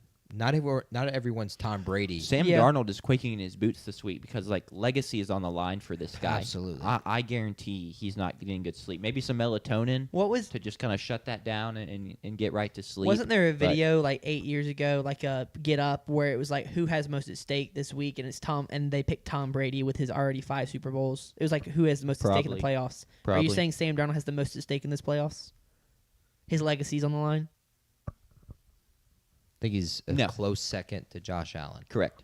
Because Sam Darnold isn't good enough for like his legacy to really be that impactful, right? Like at this juncture, we're looking at Sam Darnold as a piece where in 10 years it's like, oh yeah, Sam Darnold, like, kind of a nice story. I remember him. Like, he's the Andy Dalton of the current era. Yeah. Now, I mean, if he goes on a run and wins the Super Bowl, that obviously changes. But like, there's no pressure on him because currently his stature is not that high. Josh Allen is like this larger-than-life, phenomenal quarterback, one of the most talented guys to ever play the position.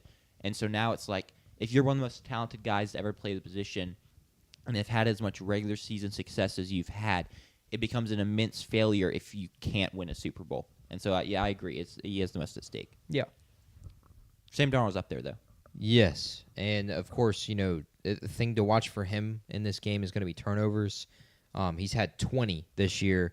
That includes fumbles and interceptions. But in the 2 games he played against San Francisco, he only had 1. The game-losing fumble against San Francisco in Week 1, where his right tackle was pushed into his lap by Nick Bosa, and he fumbled the football.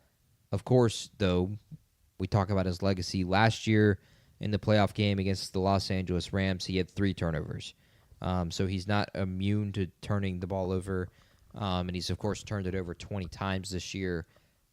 Second, I think he's actually 4th or 5th. Of course, only to this GOAT behind me.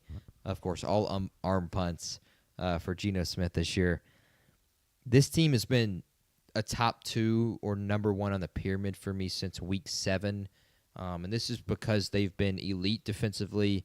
And then on offense, they've had the ability to beat you through the air and beat you on the ground. Now, Sam Darnold, since the first Rams game where he threw 4 picks, has not been great across every single game. In fact, he's been worse than he was prior to the game.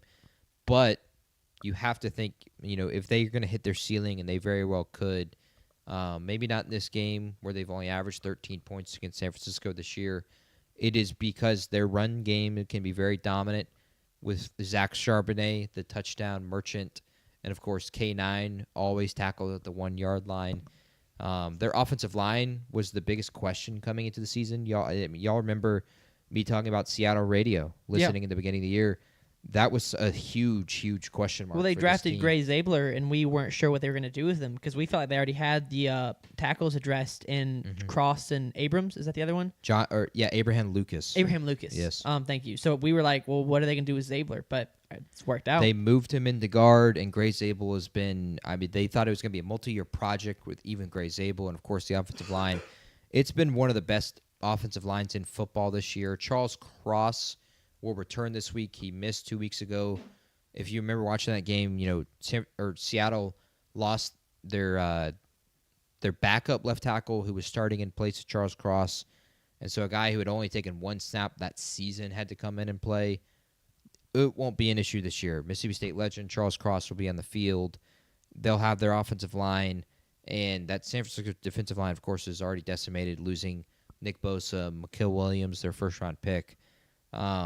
Their defense, I think, it's not talked about enough, in my opinion. A lot of people talk about Houston's defense, and rightfully so, but I don't think it's that different to Houston's defense for me personally, and especially watching them as well. It feels very similar to that Houston defense. It feels really well balanced on both sides of the football. They play a lot like the old Legion of Boom. They hit hard. They do not give up yards after the catch. They got Byron Murphy, the first-round pick from 2 years ago out of Texas, up the middle with Jaron Reed and Leonard Williams on the two sides of him. And then rushing the passer, they have DeMarcus Lawrence, who's had a phenomenal year. He's fully lived up to what he said in the preseason or the offseason leading up to the season in which he said he wanted to go to he said, I don't want to butcher this. He said he didn't feel like the playmakers on Dallas did enough to win games, as if he wasn't the third highest paid guy on that roster for 4 years. And so then he comes to Seattle, and everyone was questioning whether he's yeah, it's him. DeMarcus has been great this year, and full credit to him. But you got Mafe and Nwosu, great name combo on the other side. Sure. Ernest Jones is the green dot. He's probably the hardest hitter on this team. Two great corners in Devon Witherspoon and Tariq Woolen.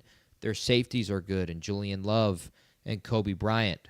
And then the rookie, Nick Emanuori, he's their nickelback, but that dude can do it all. He's so damn fast. He hits so damn hard.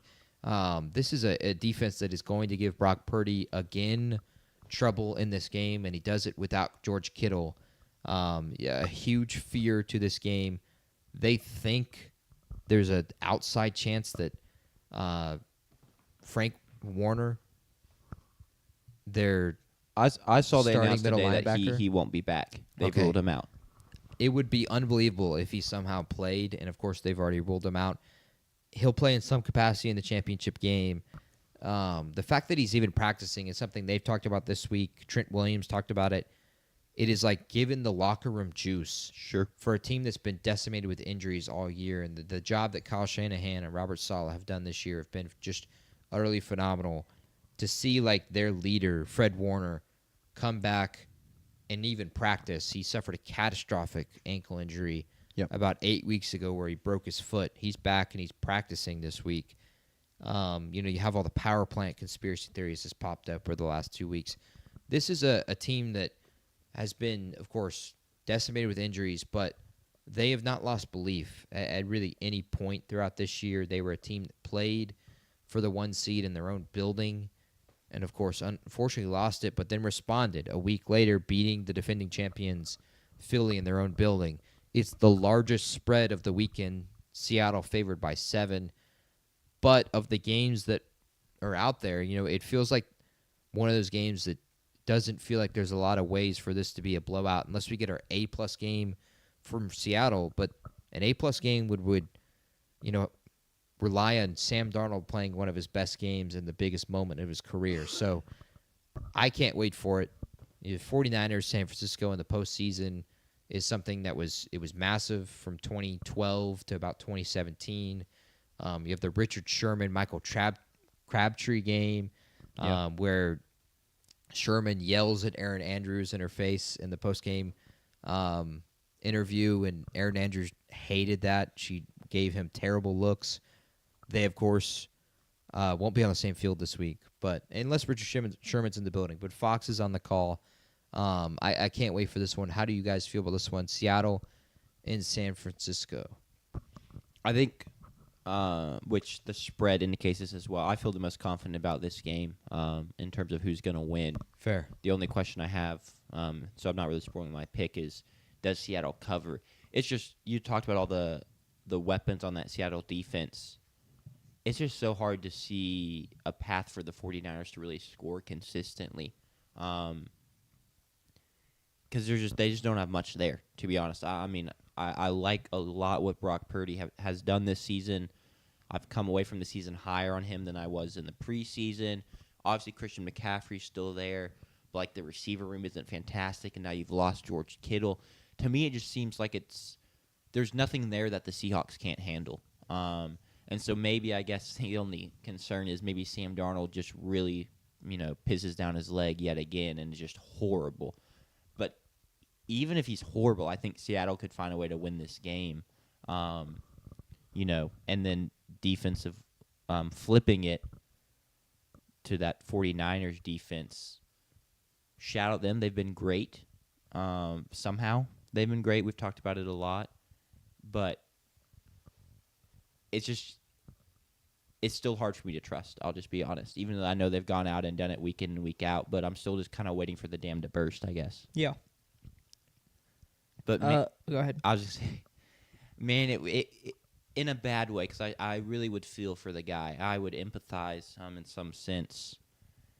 It'd be really funny if Sam Darnold did it again and just was really bad. Well, I mean, 3 picks or something like that. A pick 6 that is back-breaking. It's not like he was great down the stretch either. In the last 3 games, he had 3 touchdowns, 3 interceptions, and 1 game over 200 yards. But I think, in my opinion, even if he plays like that, I think Seattle's going to win. Right. I'm just saying that, But you're right. Right. He's not playing his best ball down the stretch.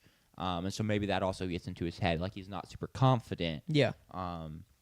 We already have talked about how he's not sleeping well at night, apparently. That could factor in. But I think even if he just is mediocre, 150 yards, 160 yards, 1 touchdown, 1 interception. Yeah. And then with that running game and that defense, I think it'd be enough to get out there with a win. Does he have a girlfriend? Or get a win. Darnold? Yeah. He's married. Married? There you go. See, I feel like Josh Allen started dating Haley Steinfeld, went off. Sure. Justin Herbert came out, he was dating Madison Beer, really, really good for the first part of the season. Yeah. Unfortunately, Sam Darnold's married, so tough for him. But if I were an NFL team, I would just hire bring in a single quarterback and just have him start dating girls at important parts of the season, so that that new relationship juice kicks in. Maybe. It's not a bad theory. I will say, I wonder what quarterbacks in the league are single. I feel like it's just Jaden Daniels. But that's staying that way. His mom said he can't date any girls. Yeah, but he's focused on ball. He was at Juju Watkins' ceremony, jersey retirement ceremony. They're best friends from growing up. I'm pretty sure something like that. Maybe if they are, shout out them. Platonic, but also bro. Maybe there's something there. No, it's platonic. Chill. Dang, Chill, I really have the bro. only single quarterback in the league. I just feel like it's That's a good thing though, because that means if he ever dates a girl, he's gonna go off. But I need it then. Yeah. So, But sure, Daniel Jones is single. There you go. He was rumored last year to be dating Kay Adams. And so I do don't remember think he's that. dating anyone now. Sure. Other Drake May's married. I don't know about Tua probably won't be there. Don't even bring up Tua has kids. Oh, good for him. Don't you remember he was like, I get to go home to my children. Yep, I I do don't care remember that. about I do this, remember that. basically. Lamar Jackson single. Yes, I'm pretty sure he is because Dude, imagine him in a new year, relationship. He'd be sicko mode. He might go for 300 rushing yards and 5 touchdowns. He was rumored to play too many video games and stay up too late I thought that was Kyler Murray. this year. Kyler is that. Yeah, They probably were playing with each other. Yo, Yeah. you up?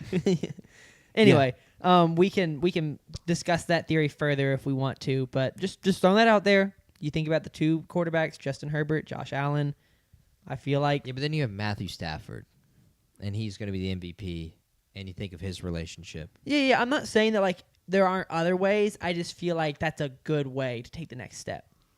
You think of Tom Brady, he's the GOAT, and you think of his relationship. That's true. He unretired and came back at the cost of his marriage. Mm-hmm. And then his now ex-wife had a baby with her tennis coach or something like that. Okay, can we pick this game? Well, I have one Maybe more his thing. trainer. What if it also works reverse? Like, I'm just saying, like, do you think QBs post-breakup could play really well? Ooh, I don't know. Because there's a lot of, like, it's a very emotional time, potentially, depending on, how far along into the relationship you were, how close y'all were, et cetera, et cetera. So, like, maybe you're just, like, play angry. Yeah, Like, screw it. Like, you just run through 400-pound defensive linemen. I'm going to show you what you lost. Yeah. And then you go out there and I don't know. go I crazy. feel like I don't remember any high-profile breakups. Tom Brady, right? Yeah. And won a Yeah. Super Bowl. Mm-hmm. So doesn't Russell Wilson divorce No, his? he's been dating Sierra for a long time. He's the ultimate family man. Yeah. Is he? Okay. Yeah. My bad, Russ. That's my bad. He's like, yeah, he's locked in. Wait, wasn't she married to someone else though? That I don't know. Was she You dated- could be Was right. she- I feel like it was a rapper. Anyway, we don't have to get into all that. Yeah, I did not know we were going to be discussing like Life People magazine on this show. I'll go ahead and pick this one. Yeah, please do, Do because it. I actually have more thoughts, but I was saving them for my pick, and so I feel like we should go ahead and get into that. Of the games this weekend, this is the least likely game to be affected by weather, if that makes sense. It's going to be 48 degrees in Seattle on Saturday night. It doesn't expect to be too windy. Of course, Chicago's going to have terrible weather. New England's not going to have much better. And then Bills-Broncos is mild, but there's going to be about 10-mile-an-hour winds in this game. So for Niners-Seattle, I don't expect weather to really play that much of a factor in this game. But like I said, I'm going to follow a trend, and I think these two games have been very, very close. San Francisco won by 4. San Francisco lost by 10. It is, of the spreads this weekend, it's tied closest in terms of what I have versus what Vegas has or ESPN has in this case. I like San Francisco to cover. I got Seattle minus 6.5 as my pyramid, but I'm going to take San Francisco to cover. I don't see an A-plus game from Sam Darnold, and so if they're not going to score enough points like they haven't in already 2 matchups with this team, that's matchups where the team was at full strength and matchups where the team was at the weakest strength. I think it's just Robert Saleh knows how to coach against this offense with Clint Kubiak and the Seattle Seahawks. So give me San Francisco to cover. But of the games, this is the game where I will pick the favorite to win. Yeah, my pick is going to revolve around Sam Darnold. So my newest defense of Justin Herbert against all this slander is that Justin Herbert can't win playoff games, can't score points, and I am borrowing from Josh Pate the phrase, he hasn't. And I'm just going to say that Sam Darnold, it's not that he can't play well in playoffs and he can't play well under pressure. He just hasn't. And so I'm going to pick that this weekend, this playoff game, he finally breaks that trend. He gets out of that rut, the mini game rut of big pressure moments being too much for him, and gets a win, but also covers. So I'll be picking Seattle. He has to walk so that Justin Herbert can fly next season. I don't hate that argument, and I like when Pate uses that one, but I don't think it applies to what I was saying in terms of not scoring points. Because it's one thing that he hasn't scored points. It's another thing when everybody has. Sure. When Josh Allen has more, Mahomes has more, Lamar has more, Burrow has more, Trevor has more. Stroud has more. Through 3 playoff games, Peyton Manning had 37 points. Dak has had more. 0 Jaden Daniels wins has and got more. shut out. Jalen Hurts has more. Justin Jared Herbert Goff had has more. 27. Jordan Love That's has more. 10 less Baker than Mayfield Peyton has Manning. more.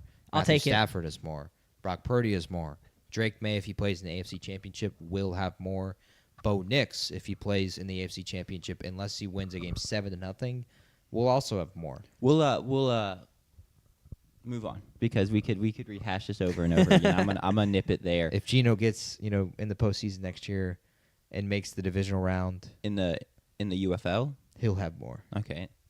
Also, Lamar Jackson is dating someone. Oh, Been in a interesting. relationship since high school. That throws a wrinkle in it. I don't know. Do you want to go and pick this game?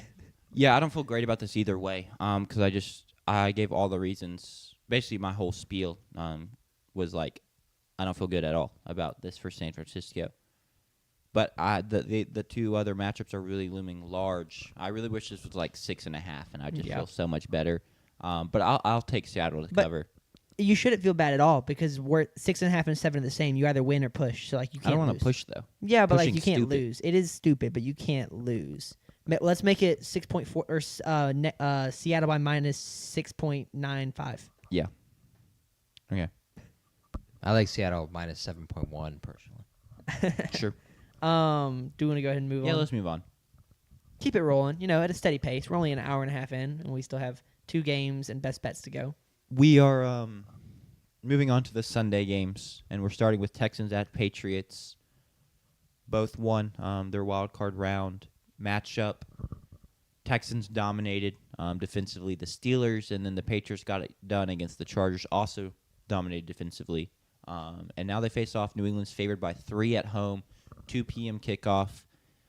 I'll start off with kind of my 2 big things is how does Drake May perform against this elite defense? And then also no Nico Collins, basically confirmed. Doesn't look like he's going to be out of concussion protocol in time from what I saw today. And so then that who fills that void? Christian Kirk was phenomenal in the wild card game. Can either of the 2 rookies that have just been so this year, what do they have in the tank? Maybe it's more of a tight end day. There's options, but you got to think a couple of them are going to have to step up because it's not like the Texans really run the ball all that well. That's what I'm looking at. Y'all's thoughts on this game? What do you have? Yeah, Texans don't run it well, but they did run it well last week. This is true. Woody Marks had a great day. Bulldog legend. The comp, like we talked about Josh Allen playing against elite defenses, and there were 3 matchups that we had already seen. There's really only been 1 this year for New England, and that's with them playing Cleveland. That game was at home. Drake May was 18 for 24 for 282 yards. He had 3 touchdowns, 1 pick. He also ran 7 times for 50 yards. He also fumbled it once in that game. Where, New England's kind of got in trouble in games this year has been ball security. It has 100% been ball security. It was that last week. Like, Chargers are fully out of the game because Herbert can't lead a drive 10, 15 yards down the field. Yeah. But I feel like, I don't know. I'm waiting to see how you make this relevant. I feel like Drake right now, May gives them a lifeline in fumbling the football. I think it was you late 3rd or early 4th. I don't remember. That is something that it was backbreaking, and that already happened last week as well in the Monday night game with C.J. Stroud fumbling it 5 times, which is an NFL playoff record. Now 3 of them were bad snaps, but one of them he fumbled the snap and then fumbled the ball right after the fumbled snap. is that 2 fumbles? It is recorded as 2 fumbles because he regained possession. He had 3 fumble recoveries in that game, so credit to him. Yeah. But he did lose 2 fumbles in that game. Hustle player diving on loose balls. Yeah. He also had a terrible pick in the red Cam zone. Newton can never. On a terrible throw. I think a lot of people this week have talked about C.J. Stroud and his ability to protect the football. I don't expect that to be necessarily a fully problem for him because New England doesn't turn people over. They only turned Herbert over once last week. They don't turn quarterbacks over a ton. Last week was kind of an anomaly week. New England pressured the quarterback a ton. They don't do that a ton this year. Texans have, though, a comparable offensive line to the Chargers. It hasn't been as bad because the Chargers has been the worst one in the league, but it's not been good. And, they traded Laramie Tunsil in the offseason to the Washington Commanders for whatever reason, and it has not got much better. Stroud in 3 playoff wins. Now this is an anti-Stroud stat here, so apologies, Cromie, but there are things that kind of back him up that we'll get into a little bit later. Across his 3 playoff wins the last 3 years, his defense has allowed 32 points. His defense has scored 32 points. That's insane. That's another. That is up there with me with the Fernando Mendoza stat from earlier. His like defense has scored and allowed 32 points. Correct. How do you score 32 points? 2 safeties, one of which was an extra point that was blocked in return for a 2-point. That was against your Chargers. That's electric. Yeah. They've allowed 32. That's not electric, the last bit. They've scored 32 as a defense in the 3 playoff wins. That being said, Stroud 1-2 on the road. The 2 road losses, though, they're at Mahomes and the Chiefs and at Lamar and the Baltimore Ravens. Now the question will be, will it be at Drake May and the Patriots? Does he join that kind of class when it goes to holding against C.J. Stroud? A big reason people have been talking about, C.J. Stroud got to protect the football. You got this elite defense. Is the stats don't lie, and that is the Texans this year are 12-0 when the offense scores 20 or more points. Ironically, they've scored 20 exactly 3 times, and they won the game all 3 times. Of course, they're 1-5 this year when they do not. They're the hottest team in football. They've won 10 in a row. They're 13-2 in their last 15 games. Their defense is giving up just 17 points per game this year, less than 190 passing yards per game this year, and just 93-ish rushing yards per game this year. Last week, New England ran for 146. They are a top 5 rushing offense. That's the matchup to watch. New England running the football to avoid Drake May in obvious passing situations. They have to establish some kind of reliable run game, which means you got to rely on the big play threat in Travion Henderson. If he pops one of those, it could make the difference in this game. I'm coining this as my race to 20 game this week. But also Mr. Fumble, Ramondre Stevenson is going to have to protect the football, have a good game this week as well. Texans are, if there's 2 spots where they can get beat defensively, it's these 2. And they are a bottom 5 team in terms of giving up deep completions over 30 yards down the field. They're bottom 5 and getting beat over the top. And then they're also the second worst this year when it comes to EPA against scrambling quarterbacks. And so Drake May, using his legs in this game, he could have critical runs. We talked about this on Tuesday. Why are they so good? Why are they able to, just run a traditional defense, run a lot of man coverage, cover 2-man, 2 high safety, not really rush more than 4. They're one of the lowest blitzing teams in the league. That could, come to bite them in a game like this. If Drake May is able to, if they're in man coverage a ton, avoid the pass rushers and Will Anderson and Danielle Hunter, his legs could make a huge difference in the game. He's used his legs a ton so far this year. I think Jack mentioned it. Nico Collins, I'll personally be shocked if he plays Sunday. He's yet to practice this week with a concussion. And then Jalen Reed, safety for the Texans, who left last week's game against the Steelers, was a full participant this week. And so they'll be at full strength on the defense. That's what everyone's going to watch. Everyone's going to watch that matchup. Texans defense versus the Pats and their offense. Josh McDaniels, if there's one thing he's done throughout his career, there's been 4 games in which he played the number 1 defense in the postseason. In those 4 games, he scored more than 28 points in all 4. He scored 28 or more in 3 of the 4. Ironically, the 3 that he did were with Tom Brady. The one that he didn't was with Mac Jones against the Buffalo Bills, in which he scored 7 points. But he's been averaging roughly 320 yards as an offense against those teams. So he's not unfamiliar to having good offense against an elite defense, the number 1 defense in football.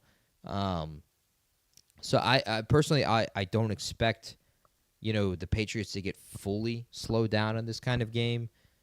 I think they're going to have to hit explosive plays. I think that's going to be a huge part of this game. Something over the top, maybe like we talked about, they're terrible, or Texans are not good in terms of defending Sure. deep passes down the field. And then Drake May is scrambling, and Travion Henderson popping a big run. I think that's the key for the Pats scoring points because, like I said, the Texans are 12-0 when their offense scores 20 or more points in a game. So if the Texans get to 20, they'll race to 20. It should be Houston that wins this game. So New England's probably got to score 21. So you need 3 touchdown drives from Drake May. What do y'all see in this game? You know, C.J. Stroud. The biggest thing I see personally, the biggest storyline I'm watching is the fact that they'll know, and we hope, Buffalo beats Denver.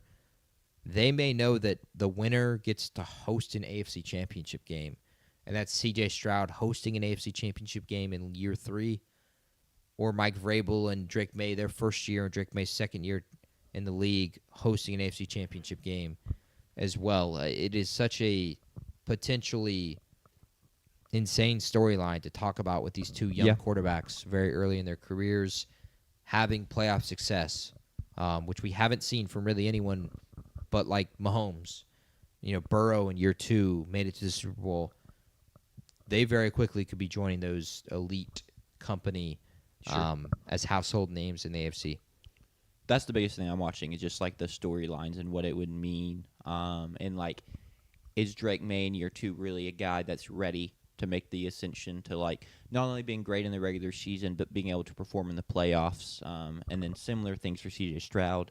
I'm not going to give my answer or my prediction on that yet because I'll wait till my pick to do that. But the turnover battle, which you've touched on, is crucial for me. Can Drake May protect the football, not put it on the ground, not throw interceptions, and then can C.J. Stroud do the same? Because I want to say I'm crazy worried about it from C.J. Stroud, but at the same time, the couple fumbles and that interception were truly mind-boggling last week, and so I need him to be over that if they want to win this game. You can't win multiple games in the playoff. I know the defense is so good, but still, like, they're not even forced turnovers, really. You're just, like, running into a defensive lineman and then fumbling, or you're just trying to get too crafty on your pass. You throw it behind your receiver and it's picked off. Like, you got to cut that out. And so that's what I'm looking for. Yeah, the thing I'll be looking for is how the Patriots match up against the Texans. I think this might be one of their hardest matchups, hardest games all season, right? You look at their schedule, and they benefited a lot from that fourth-place schedule. They beat 2 playoff teams in the regular season, and then they beat the Chargers last week. They beat the Panthers, which the Panthers should have been in the playoffs. I'm not one of those people who thinks that division champs shouldn't have been in, but they finished below 500, and they won the NFC South, which was not a great division. And then their other win in the regular season was the Bills, which credit to the Patriots. But then you go into the playoffs, and the Chargers were a playoff team. They won more than 10 games. I can't remember off the top of my head. It was 11. I think it was 11. But you score 16 points. The Chargers had a good defense, but not as good as the Texans. And I think the Texans have a more functional offense than the Chargers did. The Chargers were a very flawed team. We knew that going in. And the Patriots were able to capitalize on that, take away the run game. I don't think you're going to be able to do that against the Texans. I think the Texans are going to have a more functional offense. They've been playing a lot better down the stretch than they did to start the season. And so that's what I'll be looking for is like, all right, I think the Patriots, one of their hardest challenges. The Bills, fantastic team. Josh Allen just makes that team so much better. But one of the hardest games they'll have played, the most pressure they will have felt all season. Because while, yes, this is game 2 of the playoffs, this is where it kind of gets real because you can't just take advantage of a huge weakness that the Chargers were able to overcome all season. You can't just take advantage of that like you could in the first round. So that's what I'll be looking for is, all right, I think this is the Patriots' first real challenge at the playoffs, one of their real few challenges this season. How do they handle that? That's what I'll be watching for. Yeah, good point. To speak to that, they were talking about this week, and Drake May was I don't remember the question, but he got to the point of talking about earlier this week, Mike Vrabel and the team in their conference room having a big meeting. One of the questions Vrabel asked the entire team was, everybody raise your hand if you were playing this weekend last year. Only one guy raised his hand. Milton Williams, the defensive tackle who was with the Eagles and won the Super Bowl. to speak to that, none of those players have been in this spot before. It not too unsimilar to the Texans, but playing at home, being the favorite, having the MVP, there's a lot of pressure on that. It's not something that Mike Vrabel hasn't crumbled under either. He's lost in the divisional round as a home team. Now that was he had the number 1 seed and he lost to the Bengals and Joe Burrow that year. He's not immune to having that kind of performance at home. And so to go ahead and lead into my pick, I think this is a game that Houston, with their defense, really, really dominates. I think they really, really give the Patriots a lot of trouble. And I do think that even though the Patriots beat a playoff team last week, they've played no one this year for the most part. They've beaten 3 playoff teams this year, and they haven't played an elite defense like this. Their best defense they've played is the Cleveland Browns this year. I do think it gets to them. I think C.J. Stroud, getting that playoff or that road win last week was really, really critical in front of that environment.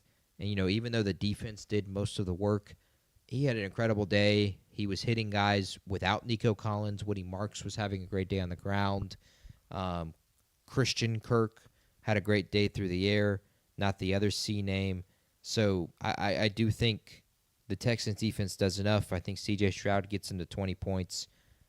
I like Houston to win, and I like them to win by double digits. I think it's 20-10.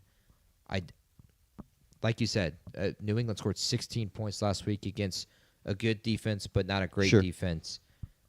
I'll take Houston to win. I'll take Houston to cover, of course, and advance to the AFC Championship game.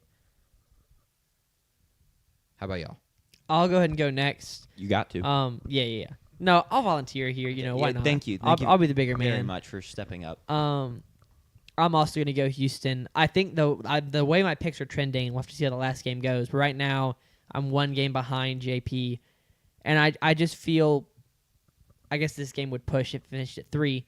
But yeah, I mean, the same, what I said about the situation about the Patriots playing that 4th game schedule, which I get only affects 3 games, but only have the reality that even without the 4th place schedule, they only face 2 playoff teams in the regular season, or only beat 2 playoff teams, excuse me. I think that just means that this team is untested right now. And I think that this Houston team has been here in the playoffs. C.J. Stroud has been here in the playoffs. He has a win over a great quarterback in Justin Herbert. So yeah, that's what I'll be going with Houston as well. Sure. To cover this spread. Yeah. I said I didn't want to talk about the narrative or like how I think the narrative will go down or play out in this game until my pick. So I'm going to talk about it now. Year 2 for Drake May. He's been phenomenal. I think great things are ahead. Could be another. I don't know, have a long career, potentially win a Super Bowl at some point. Very talented guy. Seems like a nice guy. I just don't think it's happening in year 2. I think you may just have like an okay game, a not great game, and it'll be kind of like took a massive step forward. They're ready to compete. Like this is the start of the window, but they just couldn't get it done yet. The Houston's defense was too good. C.J. Stroud has a fine day, but just. I just have a hard time. I don't know. Year 2, I just have a hard time seeing it happen this early. I do really like Drake May. I promise I'm not like trying to be a hater. It's just kind of how I view it going down. So I'll take Houston to cover, and I expect Houston to win this game. Yeah. Cool. All right, we are all 3 on Houston. I'm not a hater of Drake May. I can be a hater at times. Yeah, you're a hater of the Denver Broncos, is what you are. Correct. He's won a playoff game, so this is true. All right. Last game? Oh, I got to change the graphic. Apologies. The Rams travel to the Bears to face off against Caleb Williams and the boys. Can Caleb Williams do it again? Maybe another game-winning drive, another cinema moment late. The Rams are favored by 3.5 on the road. A couple key things to note. It's going to be very, very cold. Does that hinder the Rams' great passing attack? How does that factor in? It's going to have to be a ground-heavy day. You said it's like, 4 degrees, 2 degrees? Forecasting, dude, I've seen like 12 different forecasts, but the one I trust right now temperatures of 2 degrees. That's crazy. Well, we have trustable and untrustable weather sources. now. I mean, I've seen Per a my bunch. sources. Yeah. What weather burners do you follow? I mean, I looked at Who a just ton. tweet out like I spam? looked at Weather Channel, AccuWeather, at Apple's Weather. I have reports from all of the sports media places that are talking about the game. What I think it's going to be is forecasting a temperature of 2 degrees with a wind chill making it feel like negative 18. Golly. Regardless, it's going to be well below freezing. It's going to be miserable. I couldn't imagine playing in those conditions. So that's something that immediately comes to mind. And then a mini narrative piece, and that I need this not to happen. Been a lot of talk on Bears Twitter about how one more win for Caleb, and then he can snatch Jaden Daniels' only chain. And that's, Jaden Daniels made the NFC Championship last year. And so Caleb Williams would then do that as well, and therefore, Jaden Daniels has nothing on Caleb Williams. I'm a Commanders fan. The helmet's up there somewhere. Nope. Up above me. I need that not to happen. I don't know. I thought you were just gonna say it didn't matter because Jaden Daniels did it as a rookie, Well, I can say that, but it's a little bit of copium. But I don't want to have to hear it is the biggest thing. I'm very confident in the player that Jaden Daniels is. I have no insecurities behind my quarterback. He's given me no reason to have any insecurity or any mistrust in him. But I don't want to see it. I don't want to open Twitter and see, Bears for life, 268 be like, Caleb Williams. Caleb Williams, da-da-da-da-da. NFC North News, Yeah. who's a noted Bears fan, doesn't just give news on the NFC North. He gives fake news on the other teams. I've seen that conversation a few times this week, actually, in terms of, not from Bears fans, but, if Caleb wins this game by doing what Jaden Daniels did last year, Jaden Daniels immediately jumped into, he's 5. He's 6 now in terms of the quarterbacks. Will Caleb be in the same conversation? I think it's completely out. I don't think so. It's reasonable to do that. I do think, he's not there yet. I mean, yeah, you would because you value playoff wins. I think we can say JP, not Jaleb. What the heck? JP really values playoff wins, but I just think it's pretty clear that the NFL community as a whole and the media as a whole really values playoff wins. Yeah, that's fair. To an extreme degree. And why play the regular season if you're not going to come in one of the playoffs? To speak to Caleb, he's been terrific this year. He didn't do it as Jaden did as a rookie. Jaden won both of those games on the road. Caleb, if he had done it, he'll have won both of those games at home.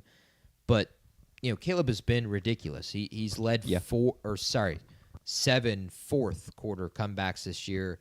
Of course, 7 game-winning drives this year with that. He leads the league in fourth quarter or overtime passing yards this season. Some people might push back on that stat, say it's somewhere around 1,230, that, it's just because they're down in the fourth quarter and they have to throw it. The 2 guys that are right behind him are Matthew Stafford and Josh Allen. So it is the best quarterbacks in the NFL are throwing it well in the fourth quarter. The clutchest quarterbacks in the NFL are doing it. Here's the mind-boggling stat, and I would say this one rivals our Fernando Mendoza stat from earlier of 6 incompletions and 8 passing touchdowns in the 2 playoff games. The Bears this year, when trailing by 10+ in the fourth quarter, are 3-3. The rest of the league is 3-158, meaning the league wins on average 1.5% of the time when down 10 in the fourth quarter. The Bears, it's a toss-up. It's a coin flip. Yeah. They're 3-3 this year, which makes them unbelievably dangerous from a psychological perspective in this football game. If the Rams are up by 10 in the fourth quarter, it does not matter. It feels like you are playing against Mahomes or Tom Brady, and that, some dark magic is just going to go against you, and it's going to turn, and Caleb's going to lead a drive, and it's over. That is what Chicago has done this year. We talked about it on Tuesday. It's not going to be sustainable for them to continue to do that, but it damn sure could for the next 2 games, 3 games, en route to a Super Bowl. One talking point, a lot of people have Gavin this week is, Bears defense. It's terrible. It's shaky. I've heard that all week. The reality is I don't statistically, if you just like it statistically, it really isn't that much outside of last week against Jordan Love. If you take out the San Francisco game, and I take it out because it was on the road, the Bears' last 4 games at home, they've had really cold weather, including one like suboptimal weather against the Cleveland Browns, which it will be this weekend against the Rams. In those games, they have given the Cleveland game 3 points, 16 points, 19 points, and then 27 last week. So 27 was kind of an anomaly. Other than that, they've given up less than 20 points because of the weather and that home field advantage. They had it was a bad performance last week, but they responded mid-game. They gave up 21 in the first half. They gave up 6 the rest of the way. You could say, Brandon McManus, extra point and a missed field goal could make that 10 really quickly. But if there's been a defense that's really actually been shaky for me, it's been the Rams. In their last 5 games, they've given up 34, 38, 27, 20, and 31 points. 31 points to Bryce Young and the Carolina Panthers. Like, come on, bro. So I think in reality, the mismatch is more so on the Rams defense, which means that fourth quarter comeback stat that we talked about, the 10+, that makes that even more dangerous because if their offense has already given up so many damn points, it's going to be even harder to stop the Bears in the fourth quarter. Matthew Stafford, they talked about this last year with his game going into Philly. That kickoff temperature was only 34 degrees. It then got into freezing and it snowed. He's 1-9 in his career in cold, rainy, or snowy conditions since joining the Los Angeles Rams. He's only played 3 games in which it was below 40 degrees. In those games, he's 1-2. But that's a bad luck stat. That's a complete bad luck stat because in those games, in 2 of them, he threw for over 300 yards. He threw for 5 total touchdowns, and he had just 1 pick.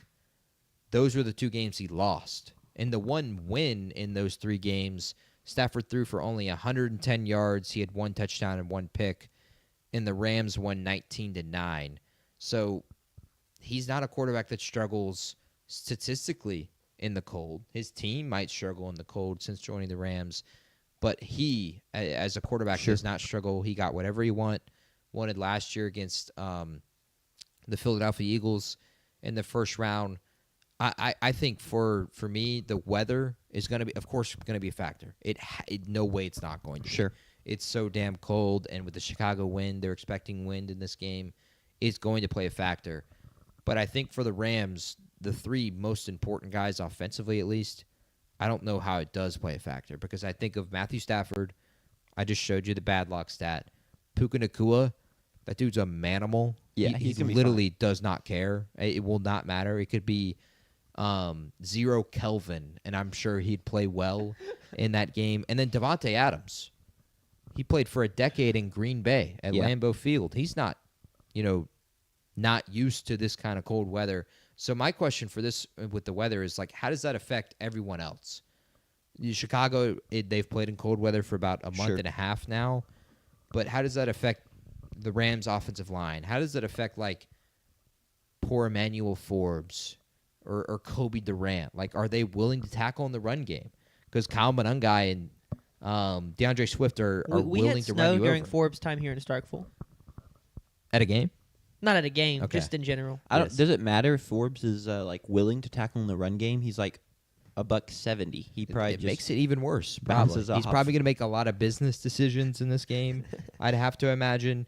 If there's one thing that may hurt that running game, Ozzie Trapilo, the starting right tackle for Chicago, left last week's game. He's on IR now, so they won't have their starting right tackle on a great offensive line this year. And then T.J. Edwards, also in the run game for the Bears, their linebacker, also left last week. He's also on IR. Run game is going to have to be like a crucial part because the weather. There's no way it isn't. And so Kyron Williams, Blake Corum, and that offensive line versus Kyle Monangai, as we all expected, of course, and DeAndre Swift, how I actually expected. and that offensive line. I think that really dictates the story. How do they play? And then who is willing to tackle in that damn cold weather? That is the question. Something I heard a story. Greg Jennings, former Green Bay Packer receiver, who of course scored a touchdown, a 70-yard touchdown on a broken leg. Yep, put the team on his back. Put the team on his back. Talked about playing in cold weather games, and he said, like, when you play in cold weather, there are things you don't think about because they're just second nature in a normal weathered game. When you catch the football, you just hold it in one arm as you run down the field. Well, when it's that cold, the ball is hard as a rock, and it can be slippery like ice, and especially if it's snowing. And so you got to protect the football with two hands. And so now you run slower because you're not running like this. You're running like this. With that, another thing you don't think about is if you're holding the ball like this normally, that's very easy to get punched out in a game like this. It's a lot harder to have friction. So how do turnovers play a factor in this game? And then I think about the playmakers on both sides. Luther Burden, Roma Dunze, DJ Moore, Puka Nacua, Devontae Adams. It's really hard to, cut in cold weather. It is really hard to, and with that Chicago field going to be hard as a rock, it's going to be even harder for teams to cut. So that advantage leans towards the offense there. Do we see missed tackles and stuff like that? I can't wait for this game. I'm really happy it's the nightcap game. It's on NBC, and so Chicago has to, get past that demon again. They already got past it last week with Al Michaels on the call, but now it's NBC, and Chris Collinsworth is on the call. And, of course, no Chicago fan wants to hear his reaction to the Cody Parkey double doink anymore. I can't wait for this one. And it's also, of the games, it feels like this one could have a critical story. All of them do. For it being the last one, it's the last chapter in this weekend. And so I can't wait for these two quarterbacks to show us that last chapter and towards the championship round for the AFC and the NFC. What are y'all's thoughts on this one before we get into picking it? It feels kind of like what we got in the 2019-ish, which at the time I guess we didn't really know. But we had Jared on one side. We had Jared Goff versus Drew Brees, which was like a passing the torch. On the other side, we had Tom Brady versus Patrick Mahomes, passing the torch moment. That's kind of what this feels like. Stafford's near the end. Just the injuries have kind of been ramping up, and he's played through it. But the back stuff he's had to deal with, and the pain management he's had to deal with. I don't know if he has another season left, but he doesn't have much longer left. And Caleb Williams is a second-year guy who has had all these come from behind wins this season. It does feel like a really cool moment to give fans, changing the guard. So that, and it does. What made me think of it is you talked about it being the last game of the weekend of the divisional round. So it just kind of stands out, I guess, even more to me in that situation.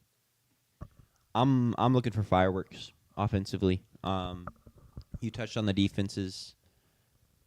Rams not been great of late. The Bears has been better of late, but it's kind of just been average all season. They're right around in the teens and in a ton of metrics. And then you just look at the playmakers. Puka, Devontae Adams, Matthew Stafford. But then on the other side, it's you have Rome, you have DJ Moore, but Luther Burden and Colson Loveland have come on so strong of late. So I'm looking for big plays. I'm looking for high offensive outputs from both teams, which is maybe a little counterintuitive given the weather. But hey, I think this game could be just a masterpiece. And the passing of the torch thing is a nice touch. Sanders,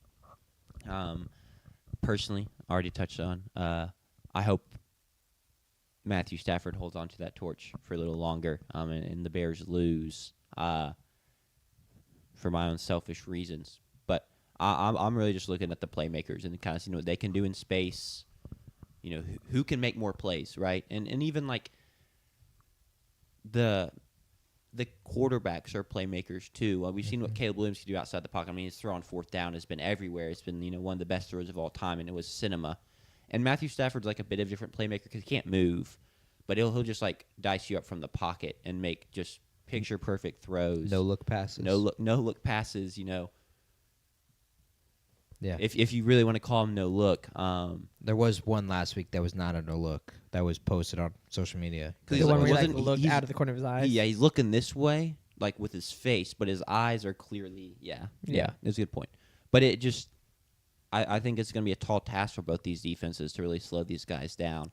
Now this will end up being a race to 20 games somehow. But yeah. On that, real quick, when people talk about reading the quarterback's eyes, I feel like that has to be so hard to do because they're like 50 feet away. Just read the helmet. Yeah, but in that situation, it is basically a no-look pass, right? Because What the helmet. direction is that guy looking? Well, Matthew To the Stafford was looking at me. Matthew What direction is Stafford is that guy looking at looking? me. So that. Yeah. I guess that's my point. Is like you're not reading the QB's eyes; you're reading their helmet, and so they could deceive you Yeah. with stuff like that.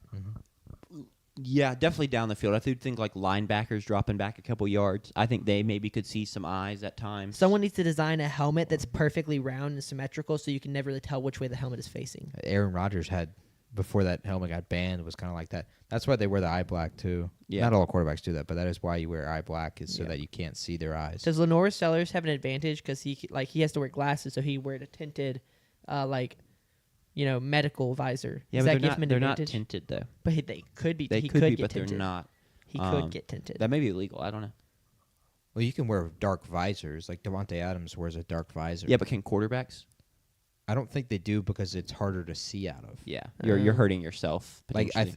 Adams gotta does it. get one of the one-way mirror, a one-way visor. Adams does it so that when he stares up into the lights to catch a football over the top, it doesn't blind him which as much. makes perfect sense. Yeah. Yeah. Plus, it looks sick. It does I could look see. I sick. think I could see Or- it like tinted I mean, visor. I do it when I create my guy in the video game. Every You time. have to. You go crop top too. No, I don't do crop top. Okay, interesting. Yeah. I'm a crop with an undershirt. Yeah, I love the Oh, hoodie. that's interesting. The hoodie that comes out, pokes out underneath the cropped. Hoodie's fine. Do you want to pick this game? Or you have more Yeah, thoughts? sure. You have more I thoughts? usually do, since I'm a quarterback.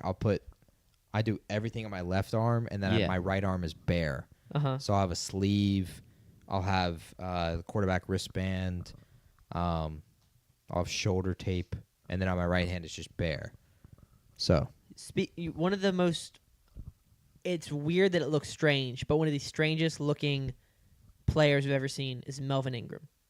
And not because he looks strange, but because he played with nothing on. yeah, And it just looked so weird to see shoulder to fingertips bare.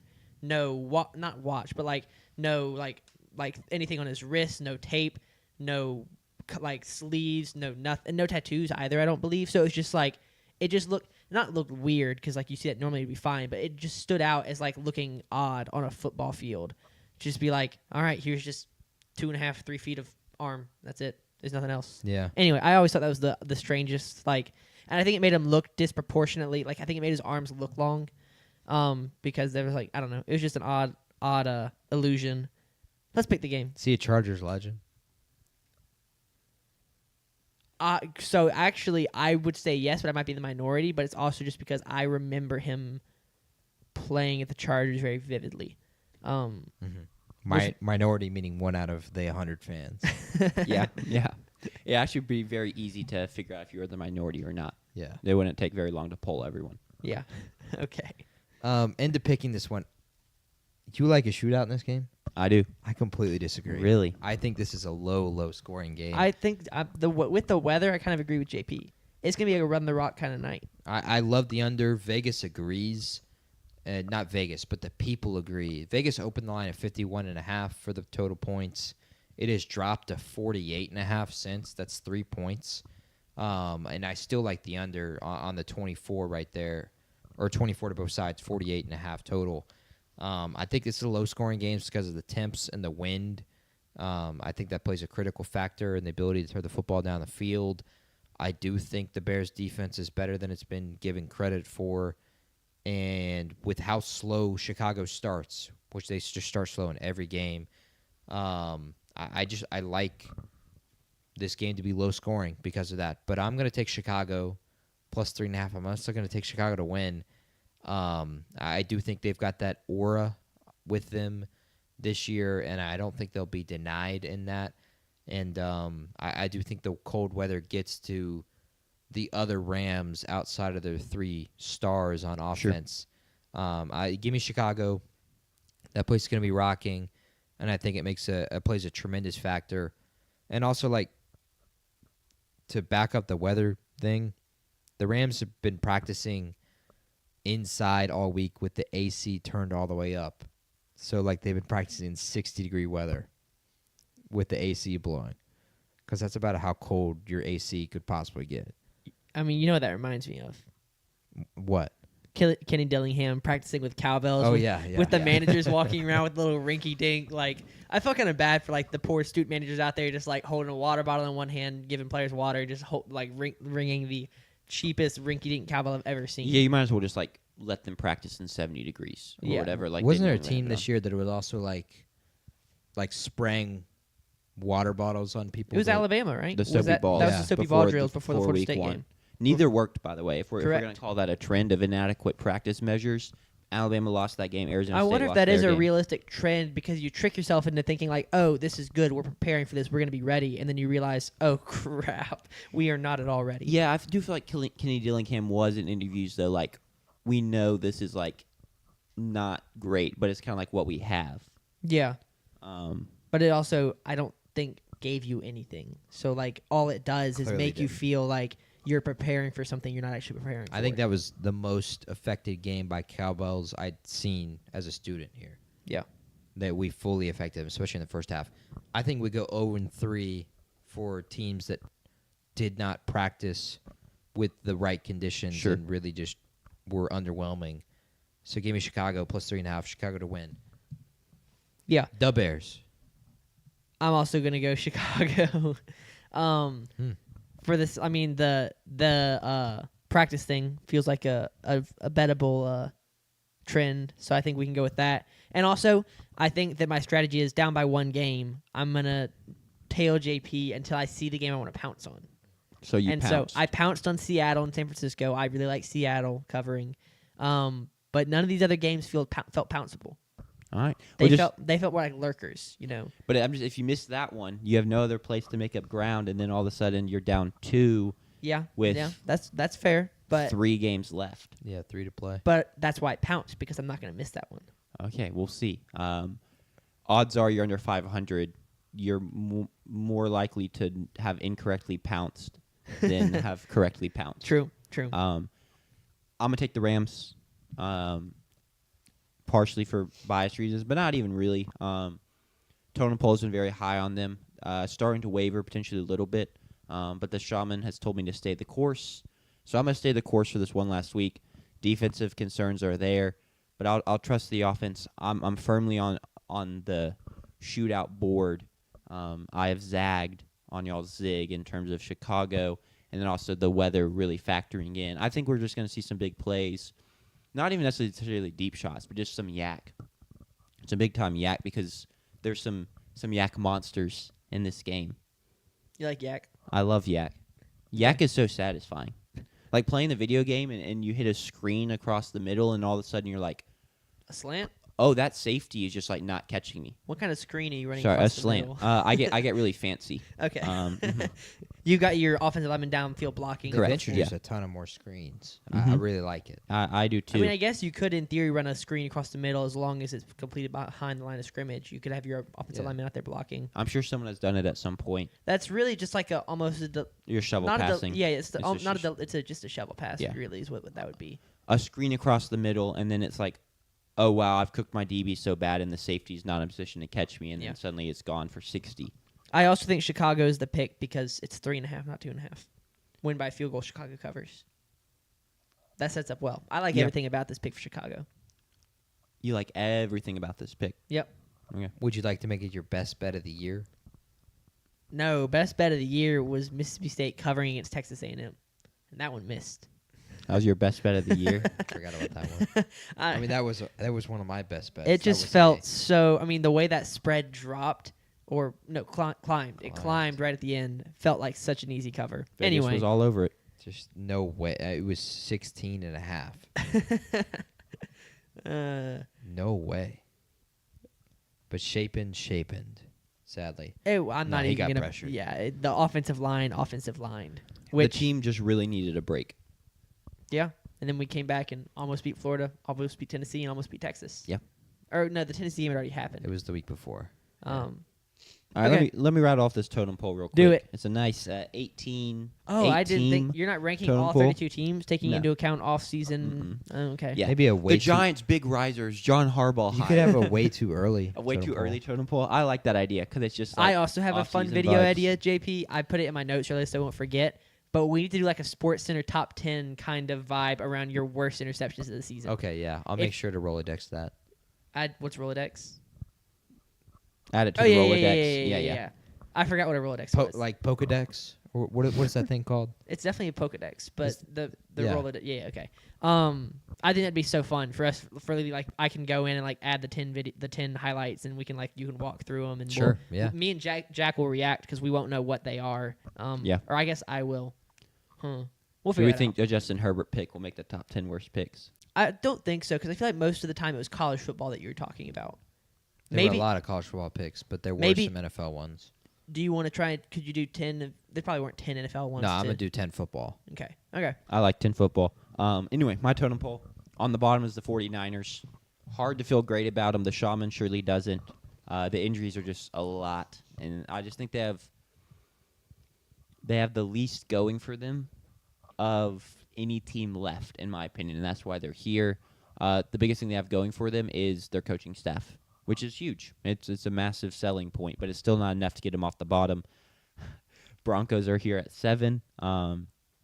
Just not a believer. Simply The put, 1 seed. I'm in the not. AFC. I'm not a believer. Haven't been this whole time. And sometimes I've been proven right. More often not. But I think they're gonna lose. I think they're gonna lose to Josh Allen, and so they're down here at 7. Bears are at 6. Just good team. I mean, at this point, there's 8 teams left. Like all these teams are really good, so it feels really weird to be like this team's at the bottom because it feels disrespectful. But when there's only 8 teams left, some teams have to be down here. Massive win against the Packers. I'm not the biggest fan of their defense. I think it's just fine. It's like maybe a little above average. And JP mentioned the slow starts, and those are really scary as well. Texans at 5. Electric defense. Still don't trust the offense enough for them to be any higher, though. 4, the Seahawks. Really scared to have them here. Electric defense, but Sam Darnold is just someone that is really hard to trust. Patriots at 3. They dropped a spot. I think I'm balking on them a little bit in terms of them being ready for the moment. Talking about the weaker schedule they played, I still think they're a quality team. I'm not saying they're frauds, but I think it's going to be tough for them to rattle off win after win against tough teams. They already got 1, but now you got to go do it again. I have them at 3. Bills at 2. Shout out Josh Allen. Dog, animal, whatever you want to call him. It's Superman. Everything's apt for what he's done, and he's going to have to do it again. And at the top of the totem pole, Shaman told me to stay the course. I have the Rams. Offense has been great. The defense has lacked a little bit of late, but still haven't seen enough for me to move them from the top spot. So that's my totem pole. Okay, quick question. So I was on message boards earlier today looking at state message boards, and someone was like, "Oh, state's got a good transfer portal class." I think at one point in the past couple weeks it's been top 10. Sure. And someone was like, "Well, it's got to be higher." And they're like, "Oh, okay, so like if it was 1, you'd be okay." And the guy was like, "No, that's really not enough." So like, what would the Broncos winning the Super Bowl be enough? Or are you going to be that guy who's like, "Yeah, I know you like did the best thing that you could do. You signed the number 1 transfer portal class. You won the Super Bowl. Not enough for me." I mean, I think that guy's just being an idiot. So I'm not going to be the idiot if that makes sense. Mhm. Like if they win the Super Bowl, I'll give them props.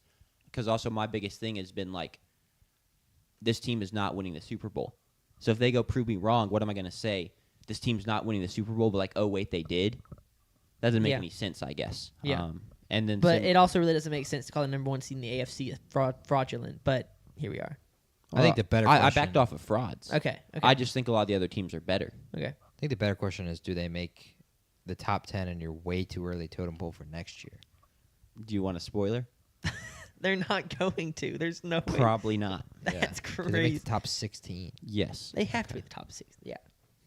I mean, they don't have to be. No. Y'all are not ready for my way too The early. Saints are rising. The I'm- Commanders are rising. I mean, 100%. Y'all are not ready for my way too early ziggurat. Saints may be scary high. We'll see. We'll see. As from power Breaking perspective, news: wow. Saints top 5. No. Breaking news: Saints higher than Broncos? Question mark. We'll see. That We'll one. tell. So Totem Pole is going to pick 4 games this week, 2 games next week, and of course the Super Bowl. This year Totem Pole is 40-26, 60.61%. It's been on an incredible run, and so this week the Totem Pole has Denver and Buffalo as a true pick'em, 0 point either way. The Rams and Chicago as a true pick'em, 0 points either way. And then also it has New England -3.5 and Seattle -4.5. I can't wait till week 1. We have the Rams as 28.5-point favorites in their first game. It's gonna need. Yeah, I can't wait to see what the week 1 matchups are gonna be, because if it's like Rams Jets or whoever you have on top, Bills Jets, for example, because that I guess is plausible. I think the highest spread you're available to have is 18.5. If that accounts for home field advantage. Yeah. Honestly, Bills Jets week 1. Depending on, hey, let's not disrespect potential offseason moves. Josh Allen tears his ACL in the AFC Championship. We can't. Knock on wood, please. Yeah, I If you got don't you. mind. I'm not wishing for that. I'm just saying we can't start to talk about games for next year when this year's not over yet. Who are the Jets going to have at QB? Ty Simpson. Spoiler alert, doesn't matter. It's a Jets QB. Boo you, Dante Moore, making our conversation way less interesting. I still think Trinidad Chambliss could be a riser come pro days and combine. Like, I think that I could see him being like a Will Levis, potential first overall, except actually real because Trinidad Chambliss. Some quarterbacks got to get drafted. Yeah. Because there are too many teams that need one. And the free agents are going to be like Daniel Jones. What are the odds on Blake Willis. What are the odds on Blake Mendoza Willis. first overall right now? I would guarantee that's like near a -1,000. But I can look as So it's free money. No, I wouldn't say it's free money. That's when because someone puts the bet down that's like,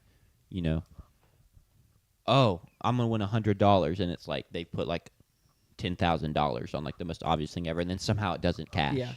it's -7,000. Wow. Who's second odds? Second odds-on favorite is Reuben Bain Jr. at +5,000. Well, there you go. Really? To the Raiders? They already have Max. Interesting. Someone trades. Oh, yeah. But if someone trades, they're taking Mendoza. Not necessarily. But if someone wanted Mendoza, if someone wanted Bain, they would just trade to Anyway, I don't know. We'll cover all that when we get to our draft Maybe show. the Jets don't want to trade Oh, out while of there's two. no one in the live stream, I have a business idea I don't want anyone to hear. Heated footballs.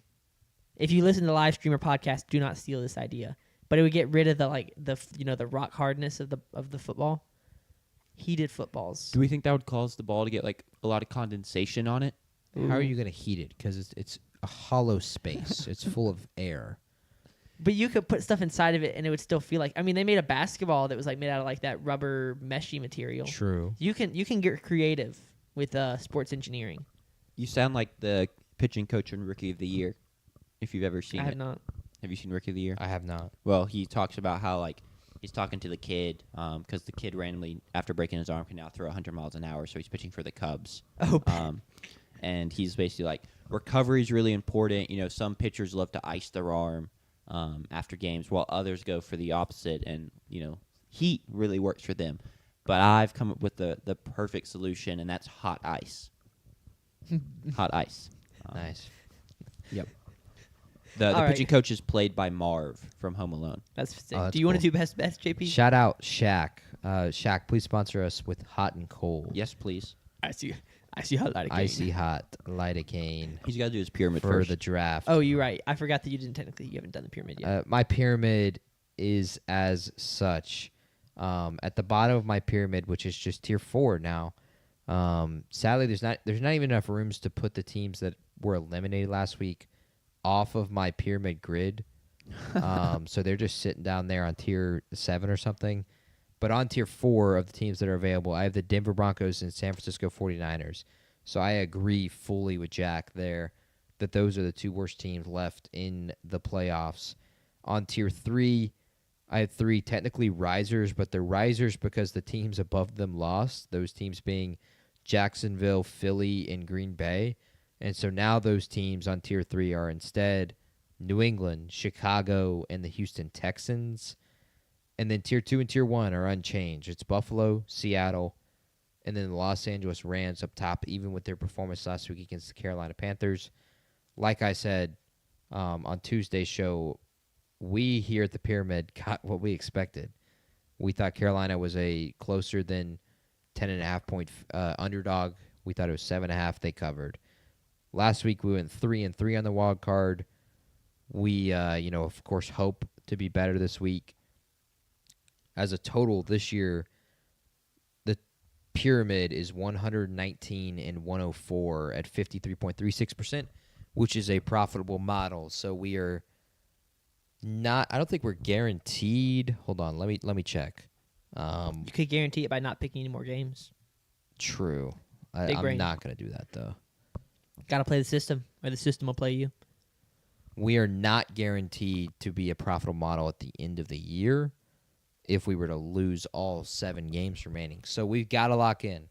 We got to maintain the profitable model so it's easier to convince the significant other that I should sports gamble with our finances. So it's a big selling point. Sure. It's also a big selling point for next year's Best Bets, where we hope to have a triumphant return, and next year's Pyramid. So, Pyramid this week, of course, like I said, Denver, San Francisco at the bottom, New England, Chicago, Houston, and then Buffalo, Seattle, and then the Rams alone up top. And that leads directly into Best Bets. And Best Bets this week likes all 4 underdogs. And those are going to be the 4 picks from our Pyramid. There are just 4 games to pick from. So for Best Bets, I like Buffalo to cover the 1.5. I think they should be favored by 1.5. And I think that just like in my own mind and then also with my model in the Pyramid, it's the biggest point differential this week. So if there's like a lock, I guess, of the week, it would be Buffalo plus the 1.5. I really like them. And with that number, the other big one is Chicago plus 3.5. I think it should just be plus 1.5. I think it's closer than that 3.5 would indicate. I do not necessarily understand why that spread is as big as it is with the way that the Rams played last week against Carolina on the road. Yeah. It does surprise me that they are 3.5 point favorites, and that's with home field, meaning if this game was in Los Angeles, they'd be favored by 8.5. I don't. That surprises me. If they were on a neutral field, you're telling me that the Rams are 6 points better than Chicago. I don't feel that way necessarily with the way Chicago's playing. So Chicago plus 3.5, and then the other 2, like I said, underdogs. San Francisco plus 7, Houston plus 3, and those are just half a point lean, so nothing big there. But those are the 4 best bets. We hope to build off of last week, because last week, if I'm not mistaken, it was a 1-2 week. Pittsburgh did not come through for us, so we're now 36-42-1, meaning if we go 7-0, we'll be 1 game above 500. Let's go 7-0. So let's go 7-0. I love it. That's all we have. Yeah, So that's it. we can close out here. I'm assuming we'll be back Monday, most likely Tuesday. We just Yeah, we won't have a Sunday show because you'll be gone. yeah. Monday's holiday too. Championship. Yes, and we will just wait for after the championship. So despite what the graphic says, we will not be back for y'all Sunday, but we'll be back for y'all Tuesday to recap the round of the NFL games, recap the national championship, and then we can go from there. Pretty soon we're gonna have to not completely change, but like figure out what the new spring schedule will be. Yeah. With no football to preview. I And got the NFL draft. Yeah. 4 shows a week. Yeah, I'm down. That's what we need to introduce the green screen. Yeah. I start breaking down We film. can start doing our 7-round mock drafts. I'm excited. I'm excited for the draft. We could do a 7-round show. We'll get some takes out there. All right. We do gotta start getting TikToks out there. That's For the draft, yeah. I agree. I can rerun my Kyle McCord is quarterback 4 take, but with someone else. Casey Concepcion is a Cowboy, and here's why. If he goes to the Cowboys, I'm in shambles. Okay. Fair. Casey Concepcion seems like a Steeler to me. I don't know. With the ownership, new head coach, Yeah. who's playing quarterback for them. I can just see him in a Steeler uniform. Fair. That's really what it comes down to. Is this the uniform test? Kind of like the what was the confetti test. test? Confetti The confetti test. It test. kind of is. But it's the uniform test. yeah. Can you see that player? I don't know what Casey Concepcion looks like, so that's hard for me to do. Fro That does not help. has a nice smile. Like he looks like a happy guy. Okay, and you told me that I'm weird for saying a guy has noticeable eyes. You said striking eyes. He does. You just said a guy has a nice smile. That's weird. Yeah, I'm not allowed to praise a guy for being happy. I'm not allowed to praise a guy for having blue eyes. I don't know. See, you got so lost in his eyes you couldn't even tell what color they were. That's crazy. That is crazy. All right. All right, let's close. Thanks to everyone who tuned in. Means a lot. Thanks to everyone who chatted. Shout out Hip Hams 329 specifically today. Yeah. We appreciate all the support. And like I just said, we'll be back for y'all on Tuesday to recap everything we just talked about. The review of the previews. Peace. See ya.